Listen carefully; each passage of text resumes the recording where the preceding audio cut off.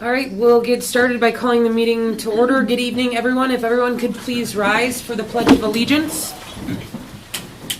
I pledge allegiance to the flag of the United States of America and to the republic for which it stands, one nation, under God, indivisible, with liberty and justice for all. Okay, next we move into administrator report on the agenda posting and notification of the meeting to the media. The agenda was posted at Three Lakes School and Sugar Camp School via email, the Town of Three Lakes, the Town of Monaco, Town of Sugar Camp, and the Demer Library. Media notified via email included the Vilas County News, Northwoods River News, WRJO News, and WXPR Radio. And media notified by mail, WACD, WATK Radio. Thank you. Next we move to amendments and approval of the agenda. There are no amendments. With no amendments, is anyone willing to make a motion on the agenda? Make a motion to approve the agenda. I'll second.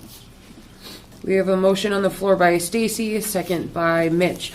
All those in favor of the motion signify by stating aye. Aye. Aye. Opposed? None heard. Motion carries. Next, routine approvals. We start with approved minutes of the November 19th, 2025 regular meeting. Are there any additions or corrections? No. If there are none, is anyone willing to make a motion on the minutes? I'll make a motion to approve the minutes as presented. Second. We have a motion on the floor by Mitch, second by Stacy. All those in favor of the motion signify by stating aye. Aye. Aye. Aye. Opposed? None heard. Motion carries. Next, we move to the treasurer's report. There's a motion to approve the check dated November 13th, 2025 to December 10th, 2025 for accounts payable ACH checks 252600055 through 252600104. Regular checks number 131814 through 131938, and manual checks number 6002 through 6026, and wire transfers number 2025-00137 through 2025-00177 in the amount of $706,664.63, and ACH payroll checks number 9000-46998 through 9000-47297, and regular payroll checks number 59452 through 95456 in the amount of $392,423.27 for the total amount of $1,099,087.90.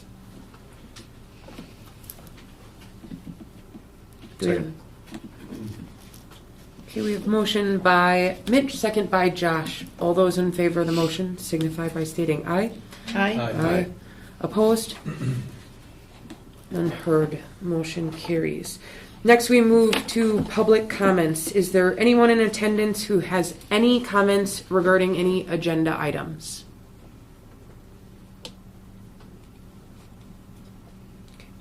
Hearing none, we will move to the administrator's report. Tonight's administrative report will be covered in the new business section when we review our State of Wisconsin school report card results, and the administrators will give a broken down, detailed account of our past year. Okay. Next, we move into new business, starting with district-related positive happenings. Maybe the man with the Christmas lights would like to start? I went first last time. That's okay. There's been a lot the past month. I think one highlight is definitely the elementary concerts, and then our junior high school concert last night. Very well attended. The music, the arrangements by Mr. Lindgren and Mrs. Westfall were exceptional. Parents raved about it, staff raved about it, so it was a really, really positive experience for students, staff, for parents, for community members. And then last week, one field trip that we just wanted to highlight was our fourth graders took a field trip over to the Forest County Potawatomi Museum, And we spent a morning learning about some of that Native American culture and history to this area, this part of the state. And the folks that facilitated that were awesome. And it tied in with what the fourth graders are learning currently in some of their lessons. So it was an awesome experience for our kiddos. So. Thank you. I'll go next just because I'm sitting close to Mark. And I'll start with going a little bit deeper into the junior high school concert last night and our music programs in general.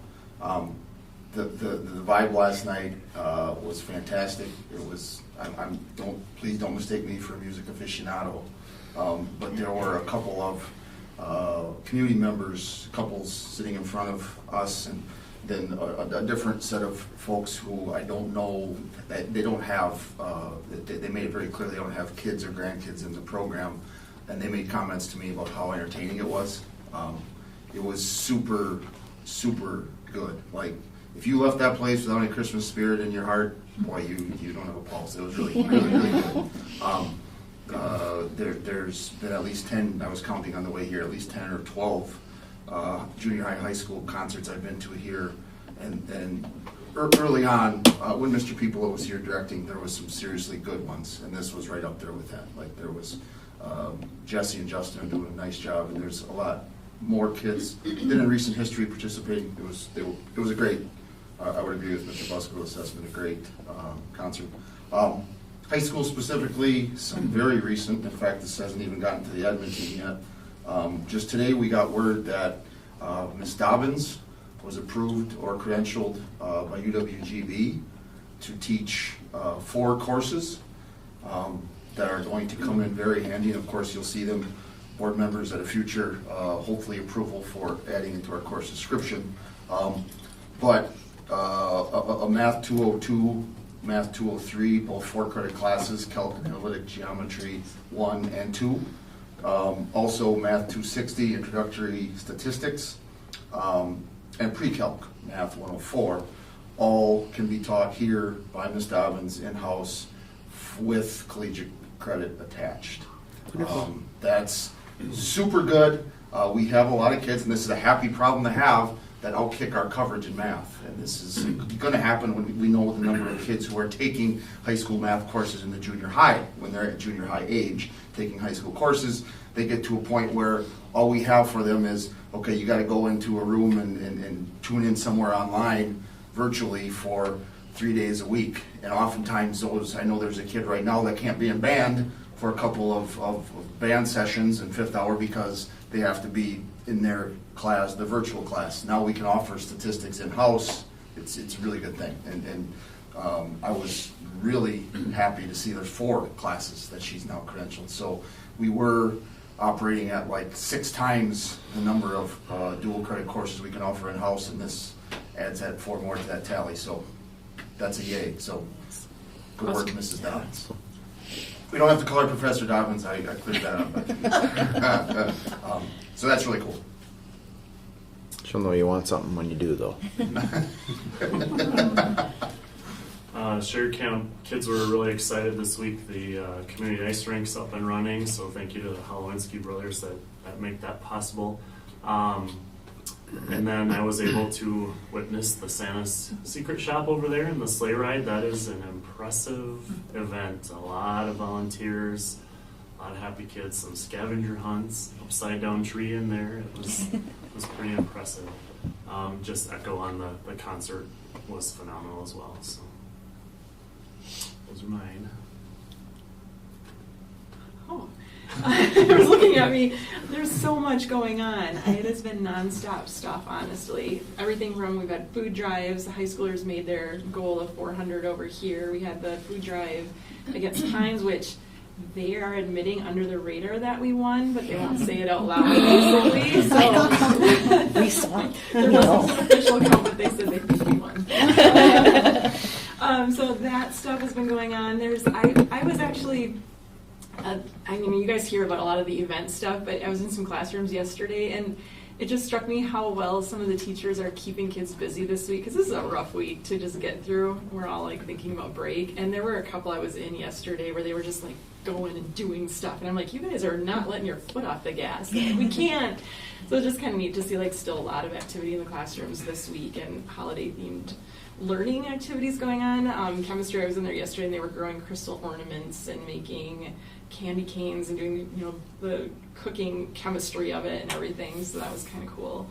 I just think that this is the time of year our district really shines. We see a lot of things happening between the community and us and vice versa.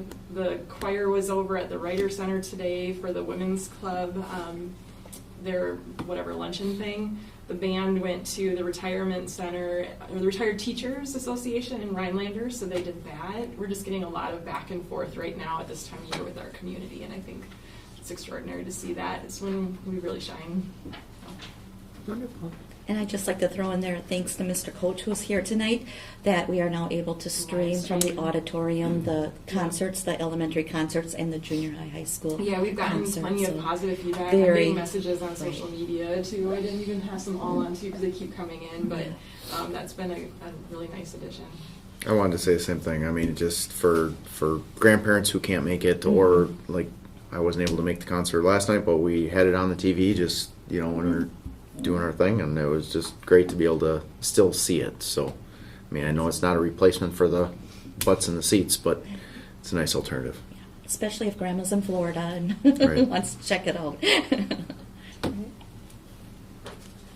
Awesome I have updates. one. I have one. So last Wednesday, the soccer team had a little end of the year gathering and acknowledgement of their awesome season, since, you know, they went the furthest that any ever soccer team has ever gone in the whole world of Three Lakes soccer playing. So they did a little extra end of the year banquet, and it was phenomenal. And for me, being a mom of a senior, I mean, I could just start crying right now. It's been that much. I mean, it was, but they recognized each and every single player on that team for what they contributed, and it was just super cool that each boy got recognized, and it was superb. Those coaches did above and beyond.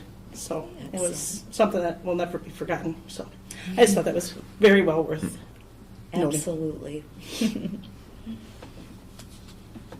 Anyone else? Go ahead, Mr. Coach. Real quick, as you guys know, this year we started the OJ manufacturing class, which has been super busy all year, doing all sorts of community projects. And just talked to Mr. Zeus this week. We got approval to sell. They are limited edition. There's not a lot of them. Three Lakes Christmas ornaments. It'll be on sale tomorrow during the basketball games that we have here at home.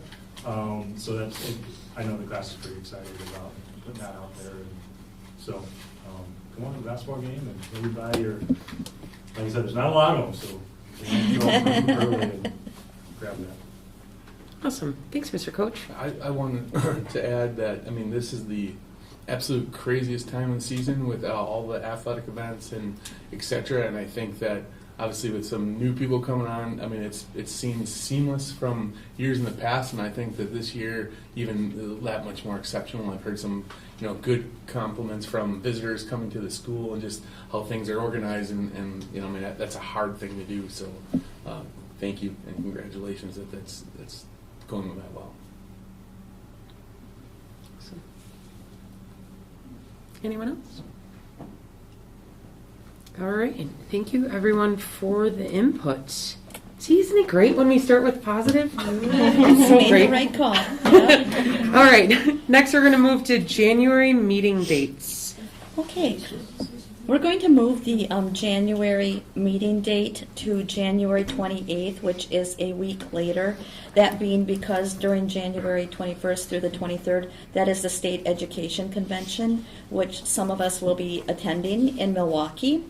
And it just seems to make sense to have it, as we did last year, following, so we can share and report our learnings, our experiences, and just basically come back together and bring the highlights of what is going on at the state level. We would need a motion since it's a change. Yep. Is anyone willing to make a motion? I'll make a motion to approve the January regular meeting on January 28th, 2026 in Three Lakes at 6 p.m. Second. We have a motion by Stacy, second by Josh. All those in favor of the motion signify by stating aye. Aye. Opposed? None heard. Motion carries. Next, we move into consider approval of the personnel report. Okay, we have one hiring, Jordan Lurvy, as boys basketball program assistant. Okay.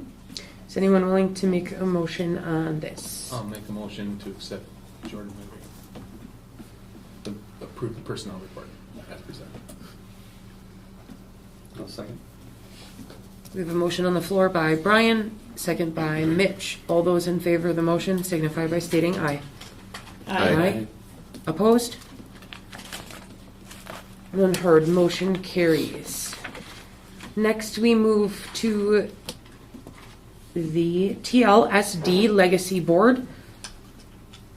Okay, I'm going to turn this over to Justin for a moment, and then we will talk to our retired teachers, Terry Kroll and gang sitting back there. I see you brought the troops in with you. I'm just here for moral support. I like that. Yep. This is a project that was, it was the brainchild of Terry and some retirees, and she got a group of workers together. I'm not going to steal the thunder, so Justin, I know that you've been involved with them You a said little bit. exactly what I was going to say. Well, okay. No, you're dead right.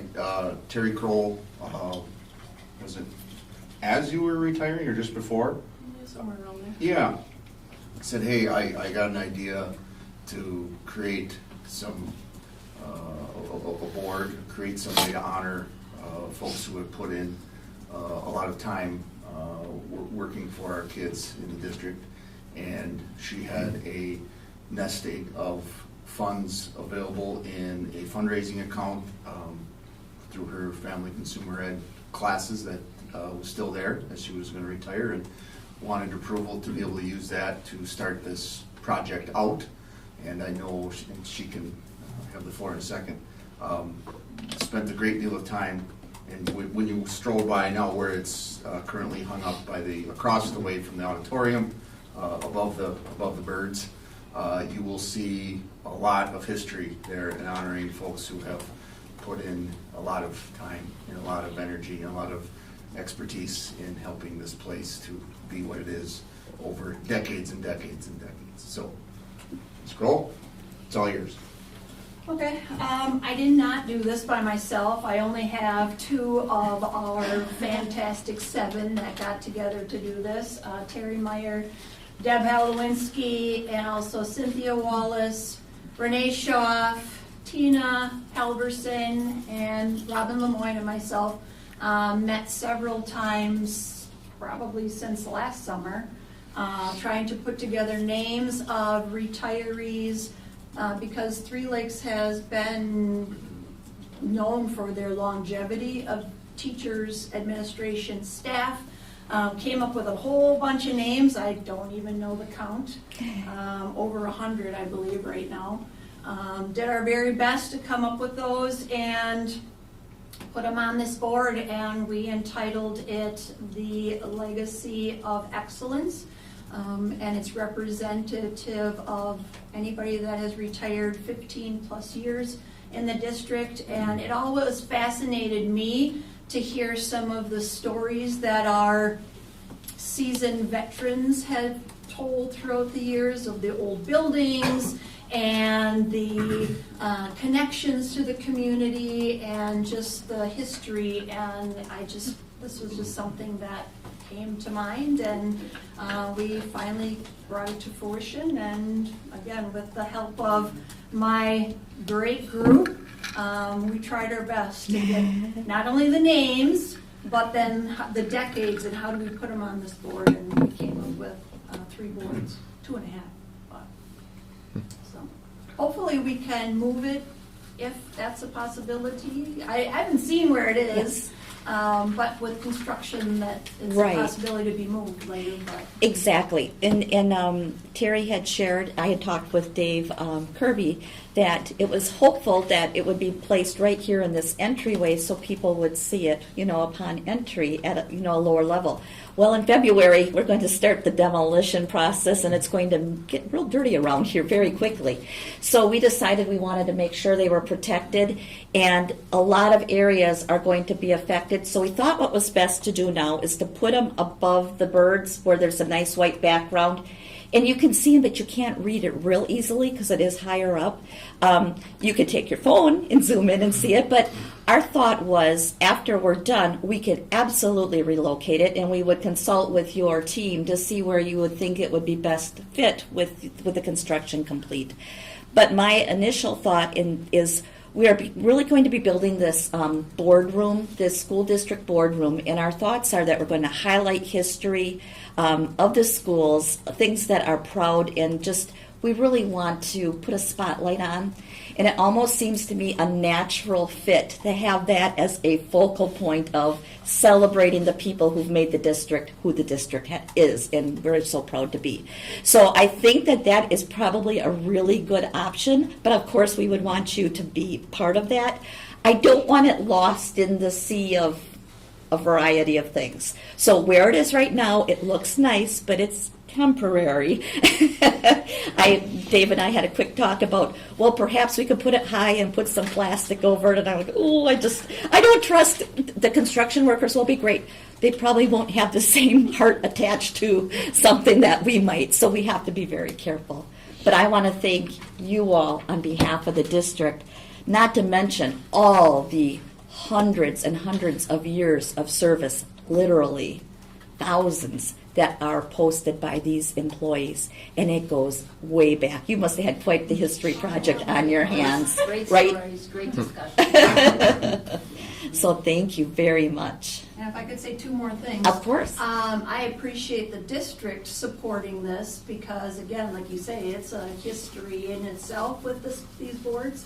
And then a real quick shout out to Ken Kortnoff for doing the work, putting all of this in and putting it together. And so it was a great project. Very nice. Thank you, ladies. Yeah, thank you. Thank you.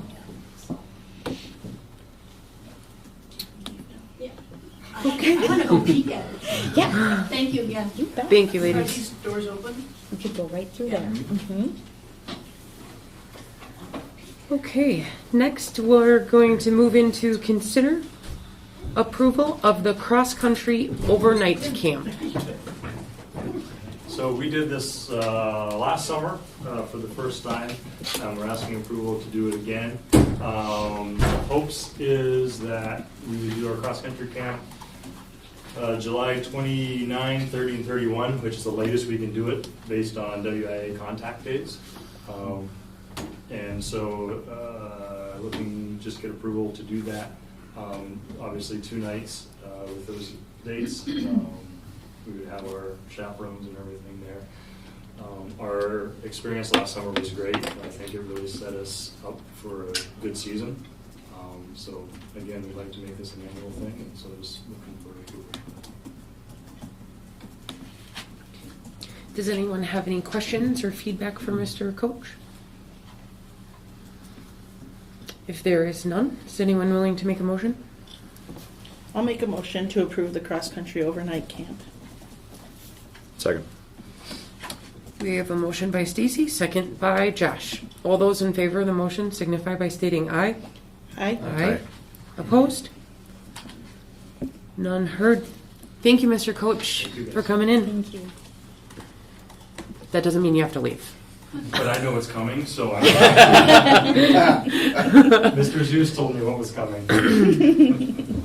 You're not supposed to tell them. 84 slides. You're not supposed to tell them. Okay.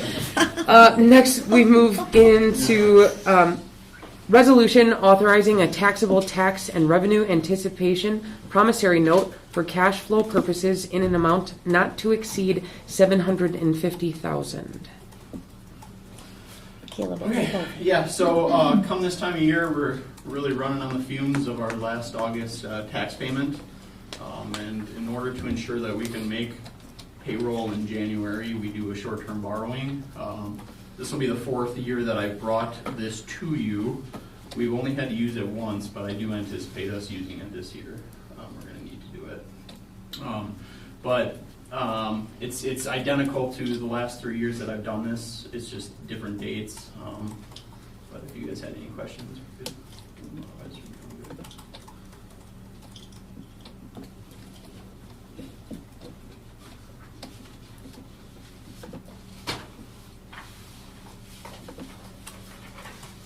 Any questions or feedback for Caleb?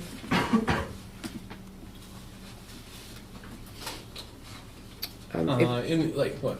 In the interest of to be transparent, so I don't have this conversation kind of behind doors. I think that next year we could. There's how can I say? There's other organizations or businesses that we could get a quote for this from that I think that we could do better. And so maybe if we could reach out to 1 or 2 local companies to give us a quote to compete against BMO, I'd appreciate that. Noted.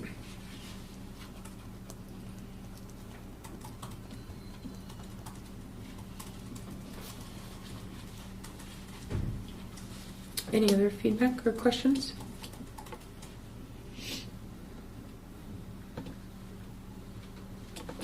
If there are none, is anyone willing to make a motion on this resolution? I'll motion to approve the resolution authorizing a taxable tax and revenue anticipation promissory note for cash flow purposes in the amount not to exceed $750,000. Second. We have a motion by Brian, second by Mitch. All those in favor of the motion signify by stating aye. Aye. Aye. Opposed? None heard. Motion carries. Next, we move to review and discuss the 2024-2025 school report card. Yes, last month I did do a preliminary explanation of what was to be coming, and within your board packet you saw several resources just to help guide you through.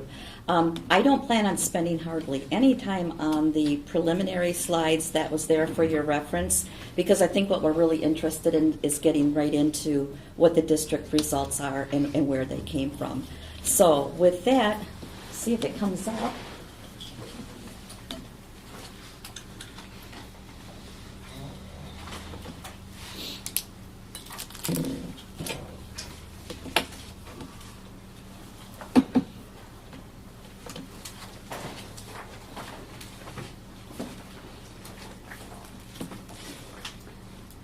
Okay.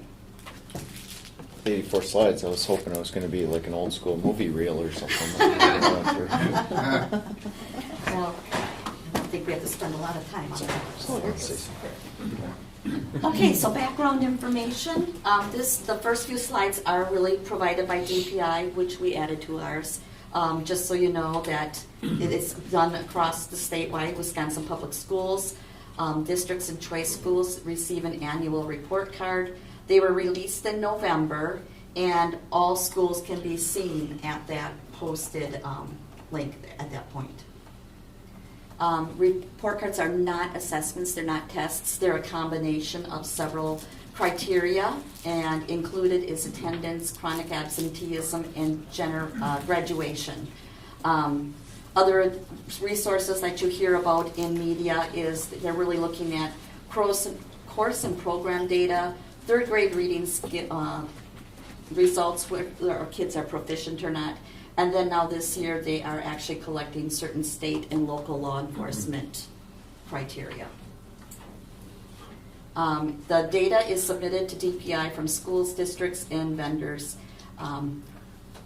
It makes it sound like we give them the information. Actually, we take the tests and they draw the information from us. We are not actually handing it to them. They're just pulling it from our results.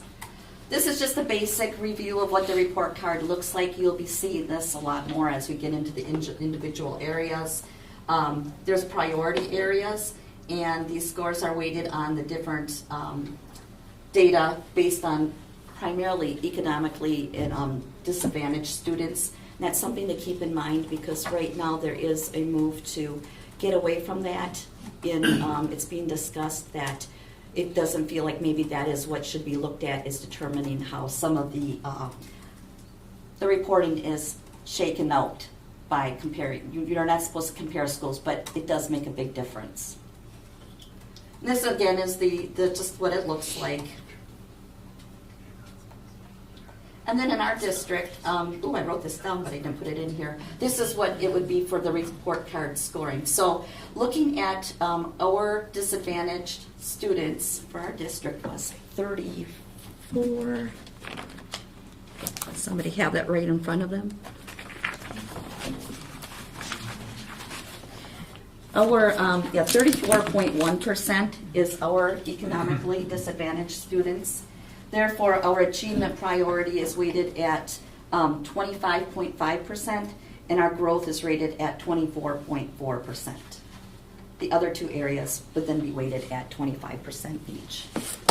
Now that can vary a lot, and the reason I bring this up just to call your attention to it is you'll see that Three Lakes is really close to almost 25% across the board. But even in our neighborhood schools, just to throw it out there, like Rhinelander is based on achievement scores of 19.3%, and their growth is based on 30.7. So that's quite a difference when you start comparing it.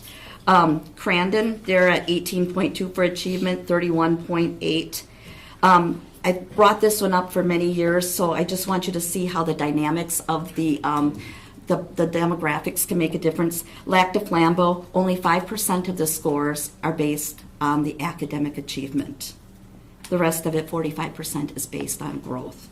And, you know, even Phelps is at 20 and 29. So I look at schools that I aspire to be in competition with them, like such as Stratford. They're at 31.2 achievement and 18.8. So they are doing well, and they're doing it based on what their academics are. Again, this was for your information. It just brings back this annual snapshot. School is way more than what the report card features. We like to tell our story much beyond this report. There was changes this year. As you hear every year, things are being changed. There was some significant changes. Updates to the achievement-based scoring were made. Again, there's participation flags on the front page. However, it doesn't mean, like in absenteeism, it doesn't mean that it necessarily deducted points as it has done in the past, but it is flagged if you are not meeting at 95%.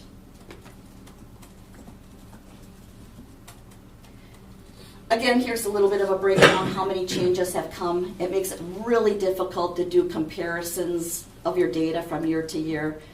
You can see just in this brief 10-year period, there's been some major changes going on within the reporting.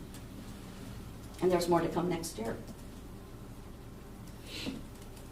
This year, standards were reset. A group of educators worked with DPI to reset the standards, make sure that there had been thoughts or comments or concerns that perhaps the rigor wasn't there where it had been. A lot of work went into it. I don't feel like a whole lot actually changed from what I can see on the surface, except the scoring breakdown did change. You will see that last time the 23-24 significantly exceeds expectations, went from 83 to 100 up to 84 to 100. And I outlisted for you the +1 or +2 bump up and what it resulted in. Now you might not think that's a big deal, but we had one school that significantly exceeds by 0.1.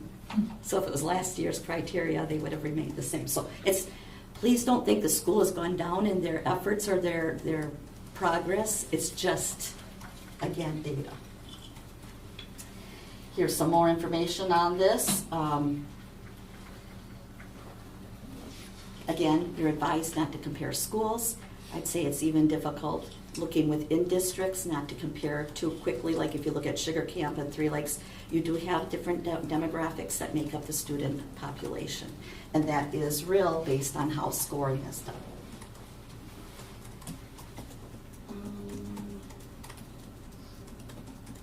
This is just all reference information that we'll get deeply into on each of the individual schools. Again, third grade reading is one of the main areas that are looked at. It's been believed, known, verified, documented that you have a very strong understanding of how your students are going to do by their reading comprehension. at third grade. That seems to be the point that they're getting it, or we have to really be concerned about why aren't we getting it. Remember, a lot of work has gone in on those early years. It's almost all literacy all the time, along with, other academics, but that is the primary focus. And if we're not getting it through regular programming and even interventions that have started at this point, we have to dig a little deeper. Our district report card, actually, we did well. We exceeded expectations, 75.4. Little, but you could see that's where the breakdown is of the 4 areas that I had discussed. The other 2 areas besides the achievement and the growth are the targeted group outcomes and the on track to graduation. Here is our breakdown of our demographics by data. Students with disabilities, 17.6%, economically disadvantaged, 34.1%, and we've got only 0.2% of English learners in our district. And when you take a look at the breakdown of the overall scores, that's the comparison of our district to the state. It helps you see that we look stronger than the state in areas of our academic. But if you look at growth, especially in English language arts, our growth is behind that of the state projection.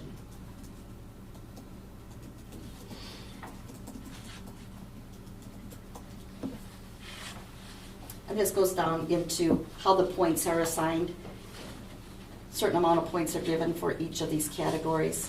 I believe it's 4 for significantly, exceeds is 3, meets, I could be wrong there, should be 1.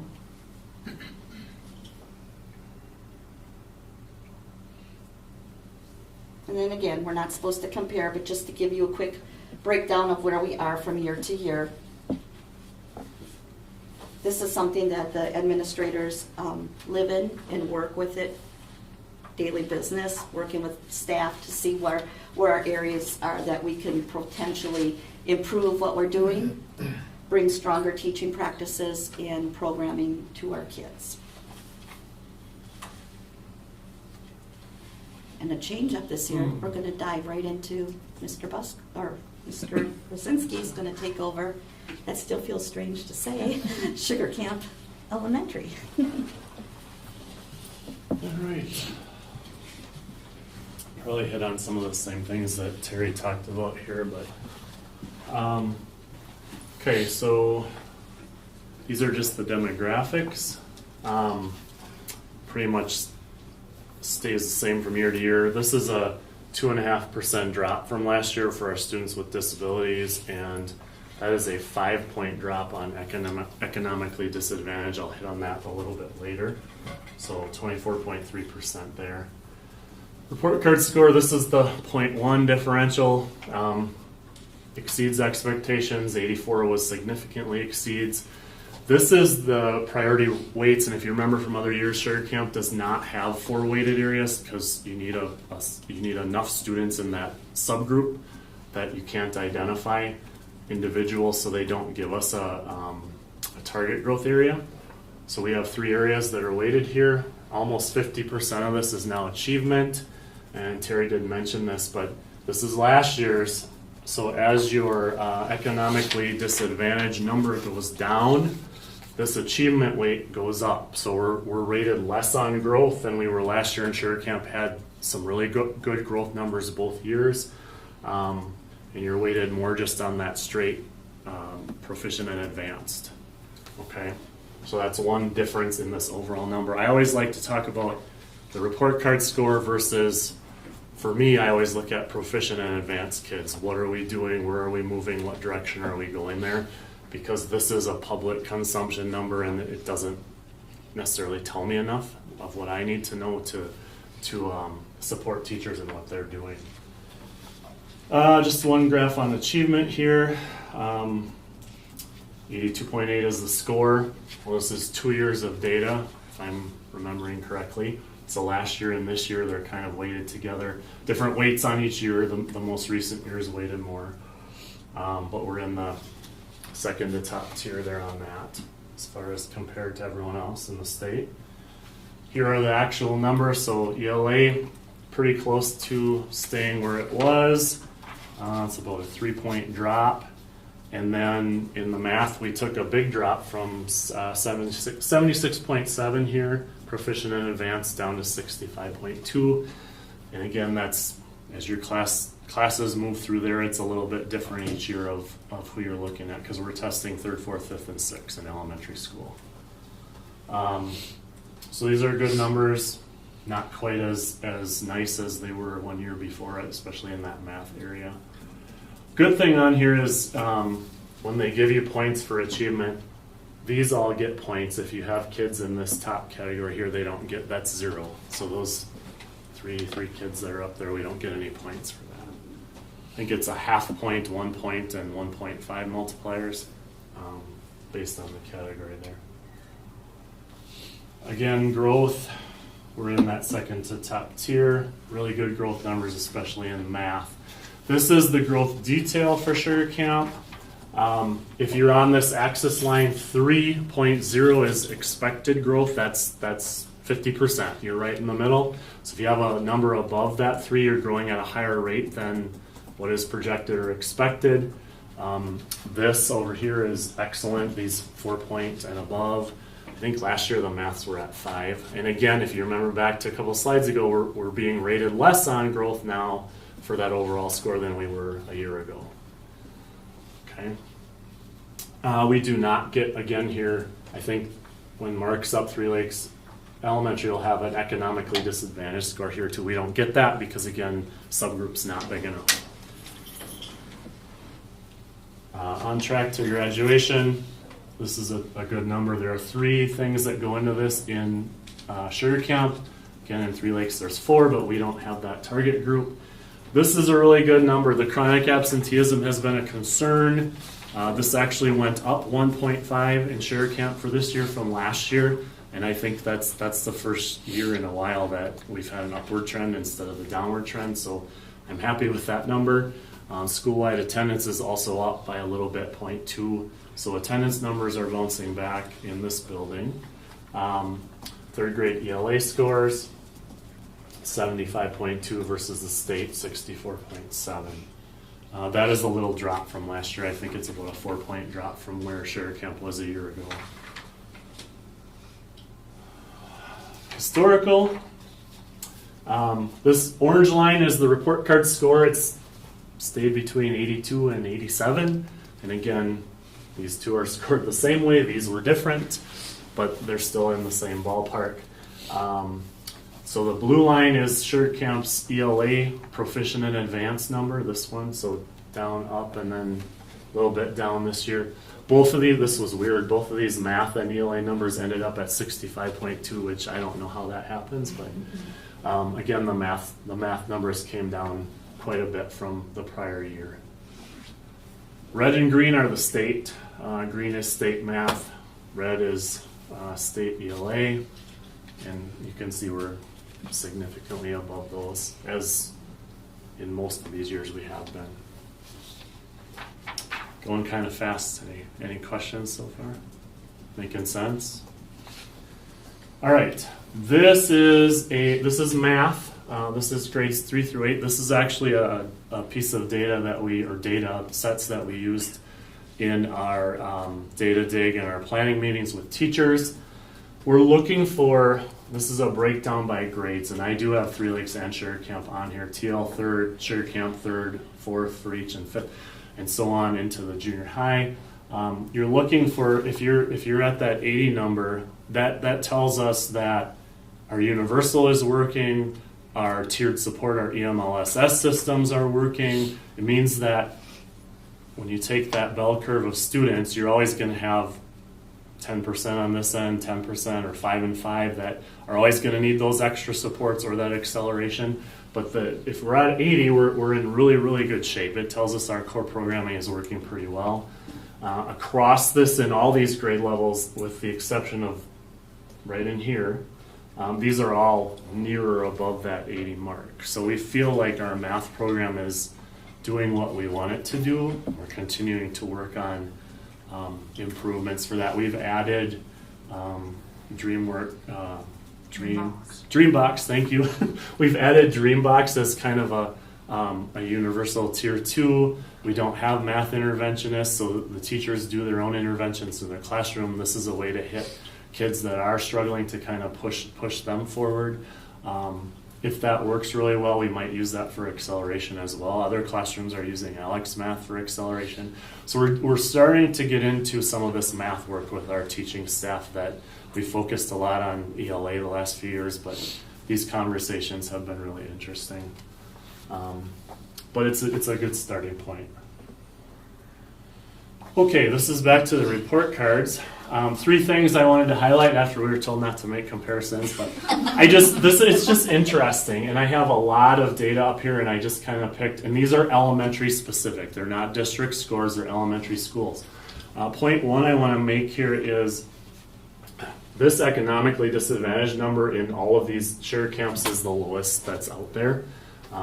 So usually better achievement comes with having fewer kids in that area. It's just an interesting point. The next one on there was MHLT right here in North Lakeland, 32 and 34. The green circles that are up here, Three Lakes and Share Camp. Now, if you look at the overall report card score, and this is what I was saying before, we've got a 7-point gap here between the schools. These numbers are actually better proficient and advanced numbers. There's more proficient and advanced math in Three Lakes last year than Sugar Camp, and yet this score is here. So that's just, I want to illustrate that to kind of hammer home that point of that public consumption number. It tells you some things, it doesn't tell you the whole picture. If you went by straight advanced or proficient and advanced, North Lakeland would have the best scores on here, but they don't have quite as high of a rating there on the report card. Again, focus on proficiency, at least in trying to determine your programming. Any questions on this one? Okay. I always look at male, female. This is just Sugar Camp on this one. Math proficiency here, boys, girls. ELA proficiency, girls, boys. This follows national trend lines. Girls usually score higher in ELA, boys usually score higher. Now that's not universally true, but kind of follows that pattern. So our job in the classroom is to figure out how do we close those gaps? How do we get more boys to proficiency here, more girls to proficiency here? That's something I've talked about the last few years. I'm obviously in a different building this year, so it's kind of starting over for me. This is a little concerning. However, so science and social studies, we're only at 50% proficient and advanced, which you usually don't see that. I think I have to wait another year because this is we only test 4th grade in science and social studies. Everyone gets tested in ELA math, but only that one class. So this is a reflection of one class in Sugar Camp for this year. And these numbers from previous years were higher than this. Okay. This is the same thing, but it has blue is Sugar Camp, red is Three Lakes, and then the yellow line is junior high. If you look at, just for what I was saying before about male versus female, the Three Lakes elementary ones don't follow that same pattern. So it's just another piece of data. It's interesting. And that is all of mine, I think. Any questions? That's easy. Okay.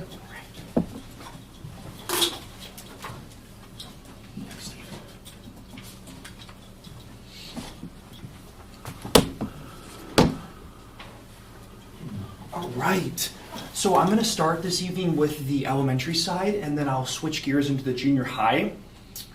The area that I want to focus on the most tonight is that growth metric that we've been talking about. I'll spend a couple slides breaking it down, and if you guys really want to get into the weeds, I have some printed copies here that we can go through just to understand that growth score just a little bit more and why it's a really good indicator of what teachers and staff members and administrators are doing to raise that growth for our students. So I will jump in here, very similar format to Steve. Here is our elementary, again, that overall score.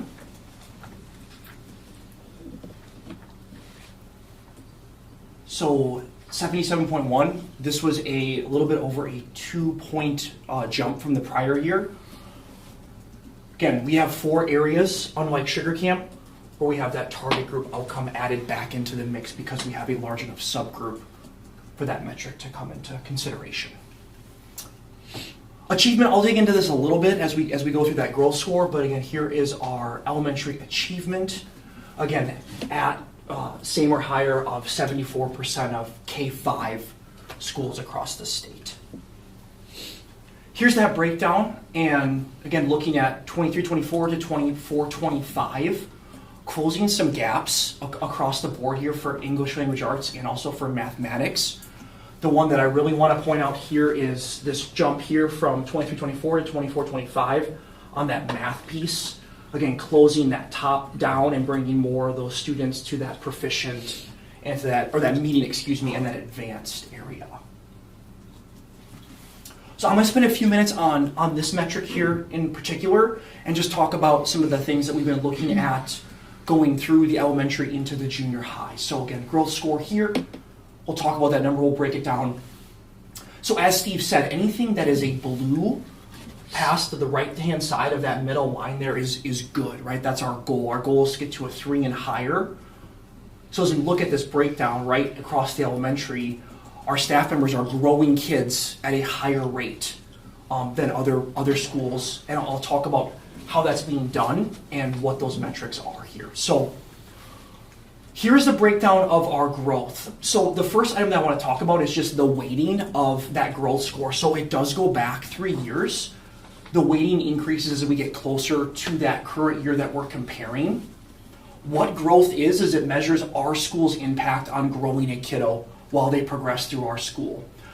What's great about this is we can compare a similar kiddo to across the state from a demographic standpoint, and we actually isolate that and we take it out of the fold, and then we can really look at truly how are we growing students on basically an apples to apples basis with other kiddos from across the state that have similar demographic information. Here's that demographic information. So these are the factors that are taken into consideration when we're looking at comparing students. So what the state does is they take all this information, they identify similar students, and then we compare those students with how we're growing them from a score standpoint. Again, at the student level, and then it's averaged across that school and those districts. This was a image that we got from CISA from this past summer. If we look here, what we're looking at over here on the left is, let's just say this student is Johnny, right? We expect Johnny to grow from prior year to this year an average amount. Where we get that additional growth percentage, and again, past that 3 on that scale, is if we can grow that student's score a little bit faster than what's anticipated, than what the average is. And on the contrary, right, if that student is not growing as fast, right, Johnny is not progressing at that same rate, then that score dips to the other side of that 3, and we're not growing that student as fast as we should or could. So as Steve said, I'll show you guys an image here on the next slide, but our growth score goes from a 0 to a 6. Again, our goal is to be at a 3 or above. What's really cool on some data on this is if we can get a kiddo to a 4 from a 3, right, if we can grow that kid just a little bit more, that corresponds to roughly 1/5 of an additional year of learning. So that equates to about 36 more days of learning, comparison to a student in a different building who's not growing as quickly. So again, some really cool data there on that piece. Here's that range. Again, our goal is a 3 and above, right? When we look at those numbers, our goal is to get to that blue and to push over to the right-hand side. So again, just to show you guys that graph again, now that you have that information, that you have that background, if we look at the Three Lakes Elementary data, it's sitting right at, and in some cases a little bit farther on the ELA side. And then as Steve pointed out too, on that mathematics side, our math programming is working really, really well, even though that we don't have the intervention piece as built out as we do at the English language arts side. So again, this is looking from a growth standpoint, our teachers are putting in the work. They're doing a fantastic job of growing our kids where they're supposed to be. Combining those two, so we had that achievement score that we talked about a little bit earlier. This is kind of that full, complete picture. Achievement is a one-day snapshot of a student, right? A standardized test on a given day. Growth is over multiple years. Achievement does not factor out demographic information, right? Growth does factor that out, and we can compare apples to apples. So again, just getting that full picture here as we look at achievement and growth together. Jumping into that target group outcome, again, pretty solid number here at 71.1. Again, we're looking at 20 or more students in a target group here. Break down just a little bit further on that target group outcome piece.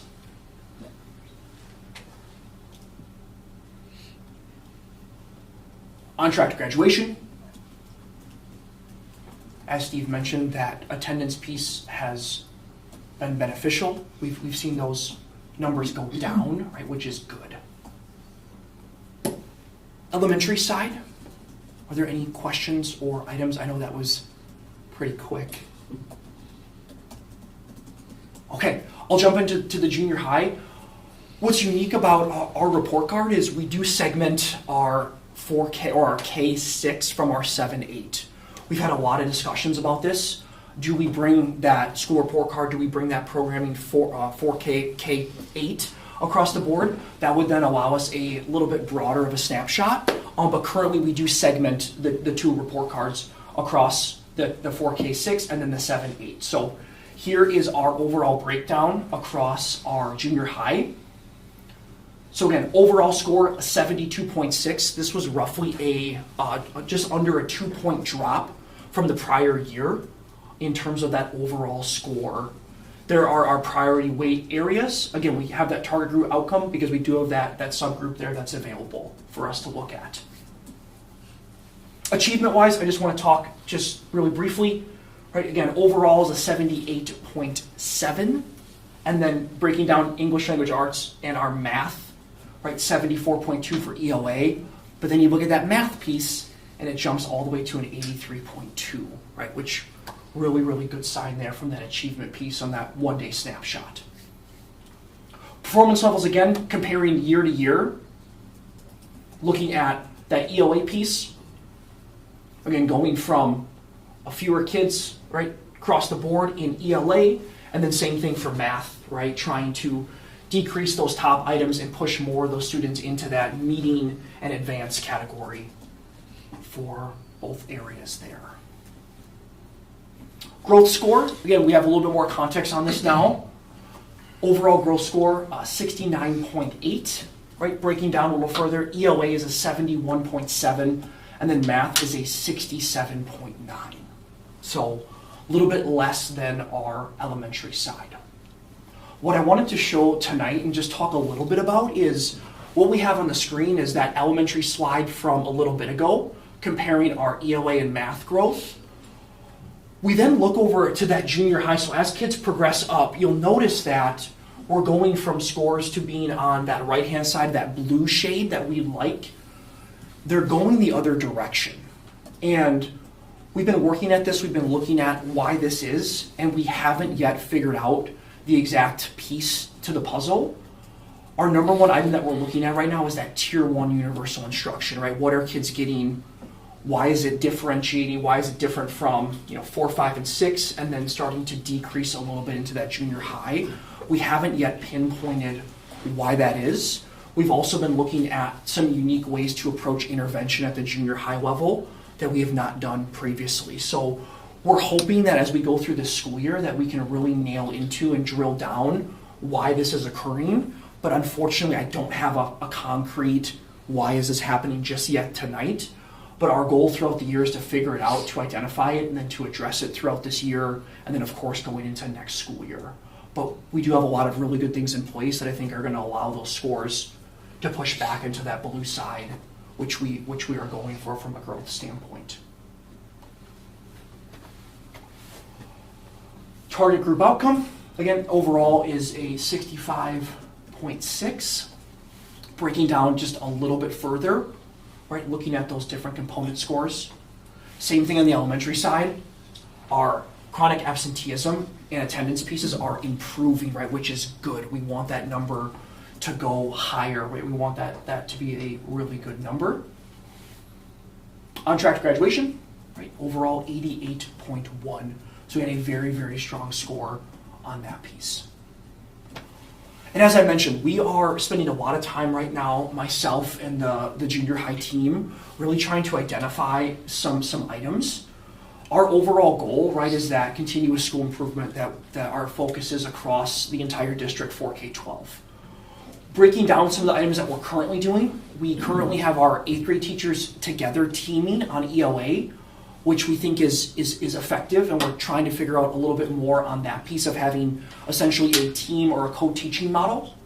This year we built interventions into the schedule for our 7th grade students, which we've really, I think, found a model that's really effective and now taking it across both grade levels for next school year. We do allow for that math acceleration piece to happen in 7th grade, so those 7th graders are progressing a lot quicker through math and being able to take additional courses when they get up to the high school level.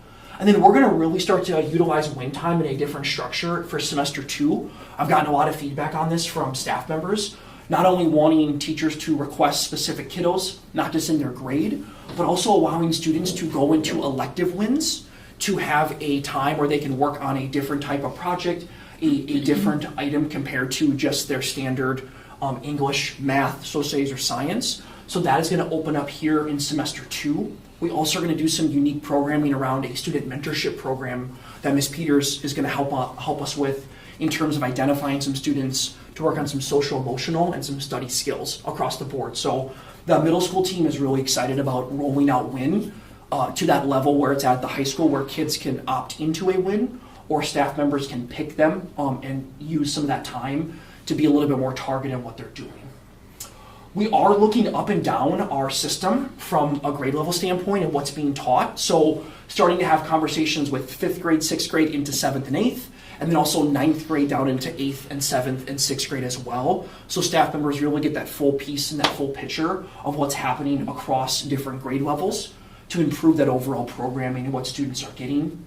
And then our big focus right now, right, is that junior high schedule. As I said, my goal for next school year is to have the 7th and 8th grade schedule be relatively integrated, to be relatively the same, to allow for our interventions to happen during the school day and for us to not have to pull a student out of a block class to receive a targeted tier 2 or a tier 3 intervention. So that's where we are, and that's where we're going on the junior high side. Questions on junior high? Okay, thank you. Thank you.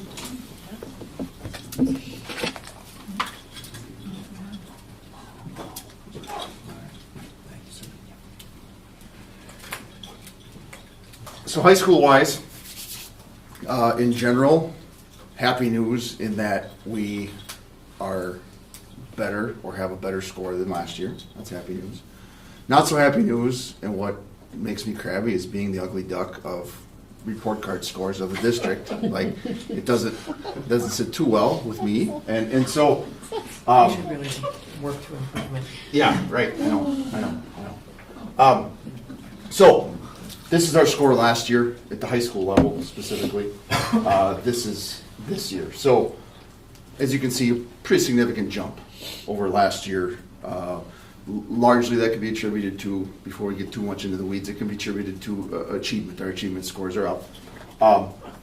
You see over there the way things are weighted for our building. And yes, like Mark reported with the junior high and the elementary, we do have target group outcomes reported or weighed in here because our target group has enough students in to allow for that to occur. And there's some happy news there. So I too went to the route of comparing a little bit, just because like literally for my own peace of mind, I wanted to spend some time, some quality time, and say, okay, I see our high school score is less than our elementary scores, and but where does that stack against other high schools in our world? And I very informally selected about the same 20-ish schools that Ms. Maney had shown for the overall district scores. And here's where we sit on the overall report card score. Highest being Pines over here at 77.1, lowest Merrill down here at 54.9. you can see kind of where we stack up against our neighbors. This is not our CISA. Some of these folks are in a different CISA. A lot of them are CISA 9 schools that we collaborate with quite often. You'll see in a moment the range of these schools' achievement scores are way bigger than the range of report card scores.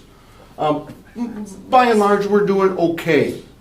Nothing terribly alarming, although sure, we'd like to be over here. This next comparison slide shows us this is just achievement and where we score on our achievement. The kids who are in advanced, proficient, well, we don't use that word anymore, I guess, but and ACT and all of the testing that we do with our kids, where we're at is a much happier place than in the overall school report card if we are only looking at and focusing on how our kids are doing in academic achievement. Okay, so this gives me some peace of mind. Like, okay, yeah, I can go with this. Now, Leona, Pines, and us are in a virtual dead heat tie, all within within 1 point of each other. Okay, our range goes from 74-1 Stratford all the way to 49 Antigo. If any of you who interact with Mr. Paulson over in Rhinelander ever need a opportunity to make him stop talking because he likes to yak about athletic successes from time to time, all you need to do is say ACT. That's all you need to do, and that will shut him up. And I joke, Mr. Paulson and I go back to about 2010 in the ACT races at the various schools we've been at, and thankfully for him, Anigo has now taken over the basement.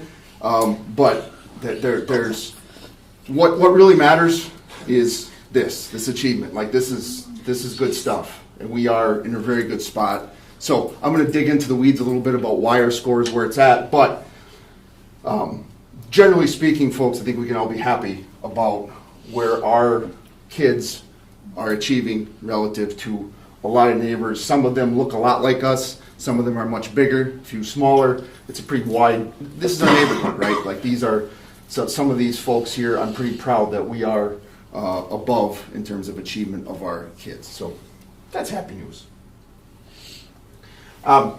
This shows the differences between this year on top and last year, excuse me, versus this year. You can see that in most places we either gained ground or were the same.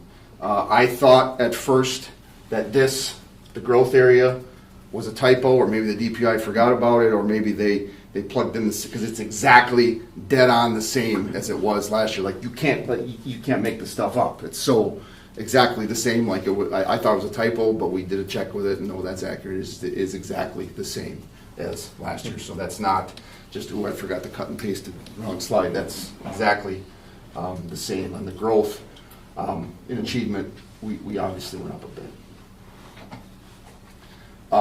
Really love this. When you look at 23, 24 versus this year in both ELA and math, you can see the right colors grew, right? Happy, yay! This is why our achievement score went up so significantly. Like you look at the number of kids that shifted into the purple, into the light blue. In ELA especially, I mean, this went from 30 kids to 48. Yay, right? That's a huge jump in a school our size. In math, we're moving the needle. Good stuff.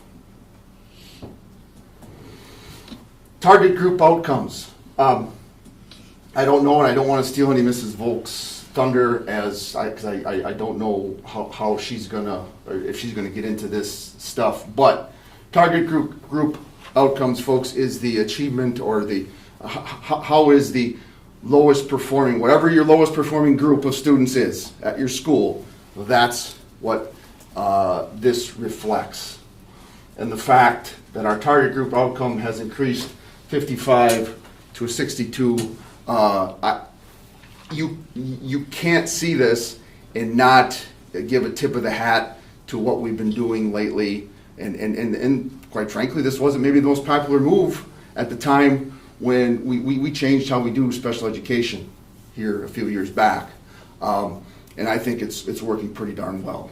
And this is evidence of that. Like our kids who have special needs are getting the universal curriculum from the content area expert, and they're getting support from our special ed department, and it seems to be working pretty well.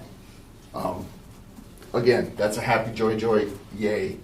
I think I mentioned this kind of in passing at an earlier board meeting where when principals get their ACT scores for everyone, I shouldn't say everyone, they get their regular ACT scores, and then you get your ACT scores at a later date that show the ACT scores with kids who have accommodations for taking the ACT, and usually your overall cumulative takes a hit after the second pile of scores comes in, and this last year that wasn't the case.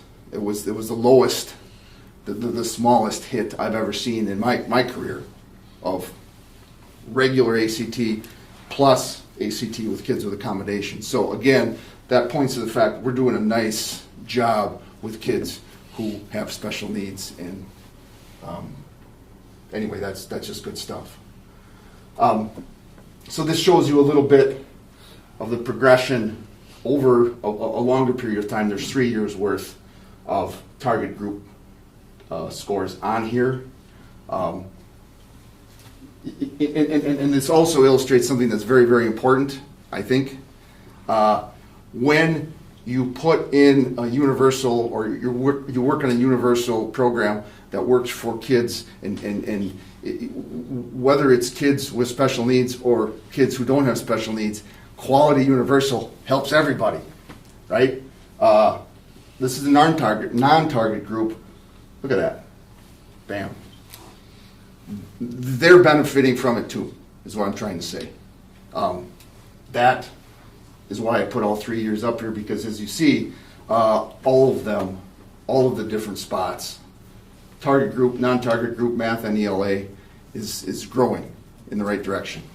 That needle's getting moved.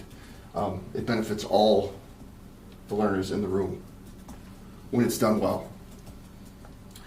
Chronic absenteeism, we in our target group, we got better. Non-target group, we did not. I don't want to beat a dead horse. There are things we could do if we wanted to amp up our attendance intervention a little bit, or switch up our language a little bit. We could. It's that balancing act. Is do we do that and risk not being the family vacation friendly district? Would it help here? Maybe. But this is where we lose some points, right? If the state report card is something we're deeply concerned about. This is, as you know, where we are at in the high school in terms of our professional development. The big three question that has to drive what we do academically all the time. And in fact, just earlier this evening, we had a after-school PD session where we're on an ongoing basis of examining how our assessments are doing in terms of are we measuring what we need, our students need to know. We figured out what they need to know. We got to make sure we can measure that we know that they know it, and in the future as we move forward. And we're working on this, of course, ongoing in our student support department. But those are the three big questions, and right here is where we're kind of living at right now in our professional development plan. Existing programs that I feel are helping. We need to keep the gas on. It was mentioned before. Win time in most cases is pretty helpful. Always looking for tweaks to make it better. Horizontal team meetings, those happen very regularly, where we discuss if we see red flags coming up in terms of student performance, academically, socially, emotionally, behaviorally, all those things. On ongoing professional development, that's a no-brainer. We do it, we are doing it. We're constantly, as an admin team, planning what the next step is moving forward. CISA helps us with that to some degree. Teacher peer observations have been in place for a while. We continue with that. Special ed programming, I mentioned, it's the way we're doing things now and continue to evolve in a good way. In the future, and achieving kids are always engaged kids. And I mentioned this earlier today about more math for our high achieving math students that we can offer in-house. All those little things together, and we offer so many things for different groups or different individuals, even to the individual level, student-wise. But these are some of the things that if you have this, you will get engagement. That's almost an absolute guaranteed certainty, right? If kids can see what they're doing when they come here or go to wherever they're going to get their educational experience, if they see relevance, they're going to be engaged in it. And here's just a short list of some of the things we do, the ACP stuff that Mr. Bach heads up with our ACP committee of teachers. Careers in the classroom, systematic, regular use of Zello, and that's amped up a little bit. There's a lot of kids in past years who, and maybe they still do feel this way, Zello, you know, but we've really amped up this. It's way more systematic now, where we're delivering Zello, which is now, side note, recently approved as the state's academic career planning vendor. And that's a huge for us because that's what we're using and we have been using. So the state chose what we've been using already for that service or for that as a vendor of that, a warehouse of all that information. So that's good. School to work. Sometimes, in full disclosure, sometimes there is school to work is a tough one for some of our staff, for real, because if they're going school to work, you know where they're not? They're not in the classroom, right? So that's at times a challenge for us. However, the school to work is something that we need to continue to look at and offer, because not every kid in our school is going to a four-year college. And if they're going to meet the graduation requirements and they're going to get some skills and some training that's going to help them next year, 2 years down the line when they enter the world of work, they're engaged. It's relevant to them. So, school to work, job shadows, dual credit courses, huge deal, and that's growing every year. One thing that we are doing now at the high school level that, again, we need to keep doing and maybe continue expanding is, and I think this year Mr. Bach started with the sophomores, scheduling sit-down meetings with parents and students to really map out what the next couple of years of high school looks like, because there are some choices kids can make. And when you look at our course description book, and we want to have those be informed decisions and informed choices with parents involved in that, we need to keep on keeping on with that. So that's kind of the general sense of what we're doing. Why is it not going? That's high school in a nutshell. Questions, comments, concerns? Mrs. Wolf, you're up.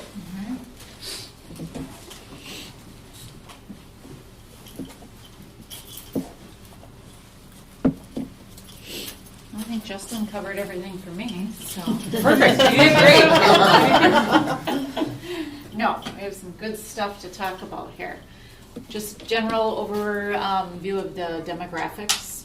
Very similar percentage of students with disabilities identified as last year. So like Justin said, I didn't forget to put that demographic in there. It's a very similar number. Important to note, again, the state average is around 13 to 14% of students identified with disabilities, and the national average is about 15%. So we're getting there. We're making some progress. I always like to do a breakdown of where students are at with disabilities according to the ELA testing results and the math testing results. So you can see, and I did add the year prior to here. I guess the important thing to note is the shifting, right? We're shifting from less students at the developing and approaching level to meeting and advanced.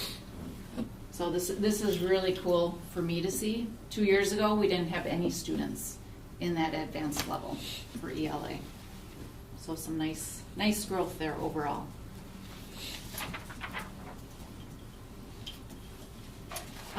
This is just a breakdown of where students with disabilities are at with either meeting or not meeting, and it gives a breakdown of the different disability categories in comparison to the state where we are. So you can see we're definitely higher than the state in the disability category of autism, and also specific learning disabilities. Speech and language is also very close. So that's always good to see. And then as far as math goes, again, data is shifting in that right direction with the less number of kids at that approaching and developing level, and then shifting more to that meeting in advance. And a nice big jump for both at that advanced and that meeting level, which is really cool to see as well. And then there is a breakdown again by disability category. In this one we have students with autism, students with learning disabilities, and students with other health impairments that are above the state in that meeting proficiency range. Which is some nice things to highlight there, definitely. As you can note on both the math and the ELA, that we're still, compared to students without disabilities, there's still a gap there, which we know. However, when you look at that growth rate, the boxes with the 3s and the 4s and 5, 6, students with disabilities had higher growth rates in both ELA. Well, it was higher in ELA and very close in math. So they are growing at a more significant rate than our students without disabilities, which is pretty cool to see too. So as Justin alluded to, we're doing some really good things and we're doing the right things for the students. And again, I talked about let's celebrate that growth where it's small growth, but it's heading in the right direction. And we're continuing to meet the needs of students with disabilities right in the classroom, layering supports, having them all have access to that general curriculum with the expert teachers, and then layering those supports with the special ed, paras, and teachers. And then a big thing that we worked on this year too was our student support team. Those looking at evidence-based practices for both prevention and intervention, and working our way up to the junior high, which Mr. Busco talked about, and looking at interventions for kids. What can we do for them to meet their needs? And we've created schedules. This is the second year, I think, Steve, is that right? That we've done that, where we've incorporated time into the day for, especially at the elementary level, for paras and special ed case managers to get together. Yeah, year 2 of this, which we've had really good feedback about. We're able to collaborate on student needs, talk about what's coming up, different professional development opportunities for paraprofessional staff, working alongside the special ed case managers. And then in addition to that, we're providing personalized professional development for paraprofessionals, not only throughout the school year, but on our in-service days as well, which has been really good feedback from them. So it's nice to incorporate them into our learning as well. I think that's all I had for the special ed end of things. Does anybody have any questions with that?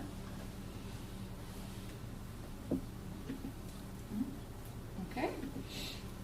you. Thank you. Yeah, you bet. Do we need this anyway? Let me turn it on.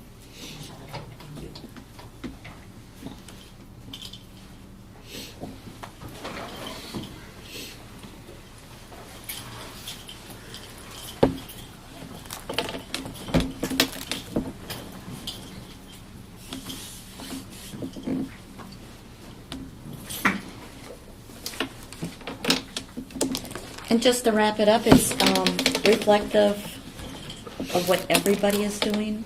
It's happening every day. It's the students working hard and developing themselves, but it's the teachers, the paraprofessionals, all the staff coming together and really trying to make that cognizant effort to take us always a step further. Yeah. So, a lot of work. Just a thank you to all of our staff and administrators for the presentation is in itself, but the data is confusing to the layperson looking at it, right? So going through and having the additional data and resources for us to kind of really look at the nitty gritty of what the scores actually mean. And are we truly improving, or is some lower scores based on another factor? So appreciate you taking the time to explain those processes, not only to us as a board, but also to the community so that they can review. Obviously, this is something people compare when they're looking at coming to a new district, right? People look at a score and just assume the higher score, the better the school, which may not be reflective of the truth. So That is true. appreciate the work and effort, and we see what we're doing. It's not a matter of a score. So any other feedback from the board or questions?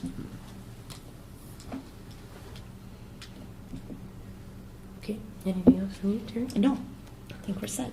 All right, next we move to consider approval of public participation in board and committee meetings policy for adoption into the school district of Three Lakes policy book. We do have policy, but it was really general and vague. If you recall, last month we went through and completed the 100 section of board governance, and this one wasn't there. We were waiting for a little bit more clarification, because one thing our district really values is to take the state law, but also to have local control. We didn't really do anything that I would call as a change, other than our past practice for many years, including like the length of time that we have designated for speakers to speak, has been a practice. It's been a protocol, but it has not been a policy. And in the sake of, as Brian said before, being completely transparent, really want to make sure that when we have citizens and delegations who would like to speak, we want it to be fair and equitable. We do realize that in the times we live in, that sometimes certain topics can take over a board meeting, and that has not been necessarily a case here. But there have been groups that have actually even traveled to districts that aren't their own to share their points. So we wanted to go ahead and really clarify what our policy is. So that brings us to policy 187, and you had the opportunity to read it and study it, but I'm going to give you a few highlights. Highlights.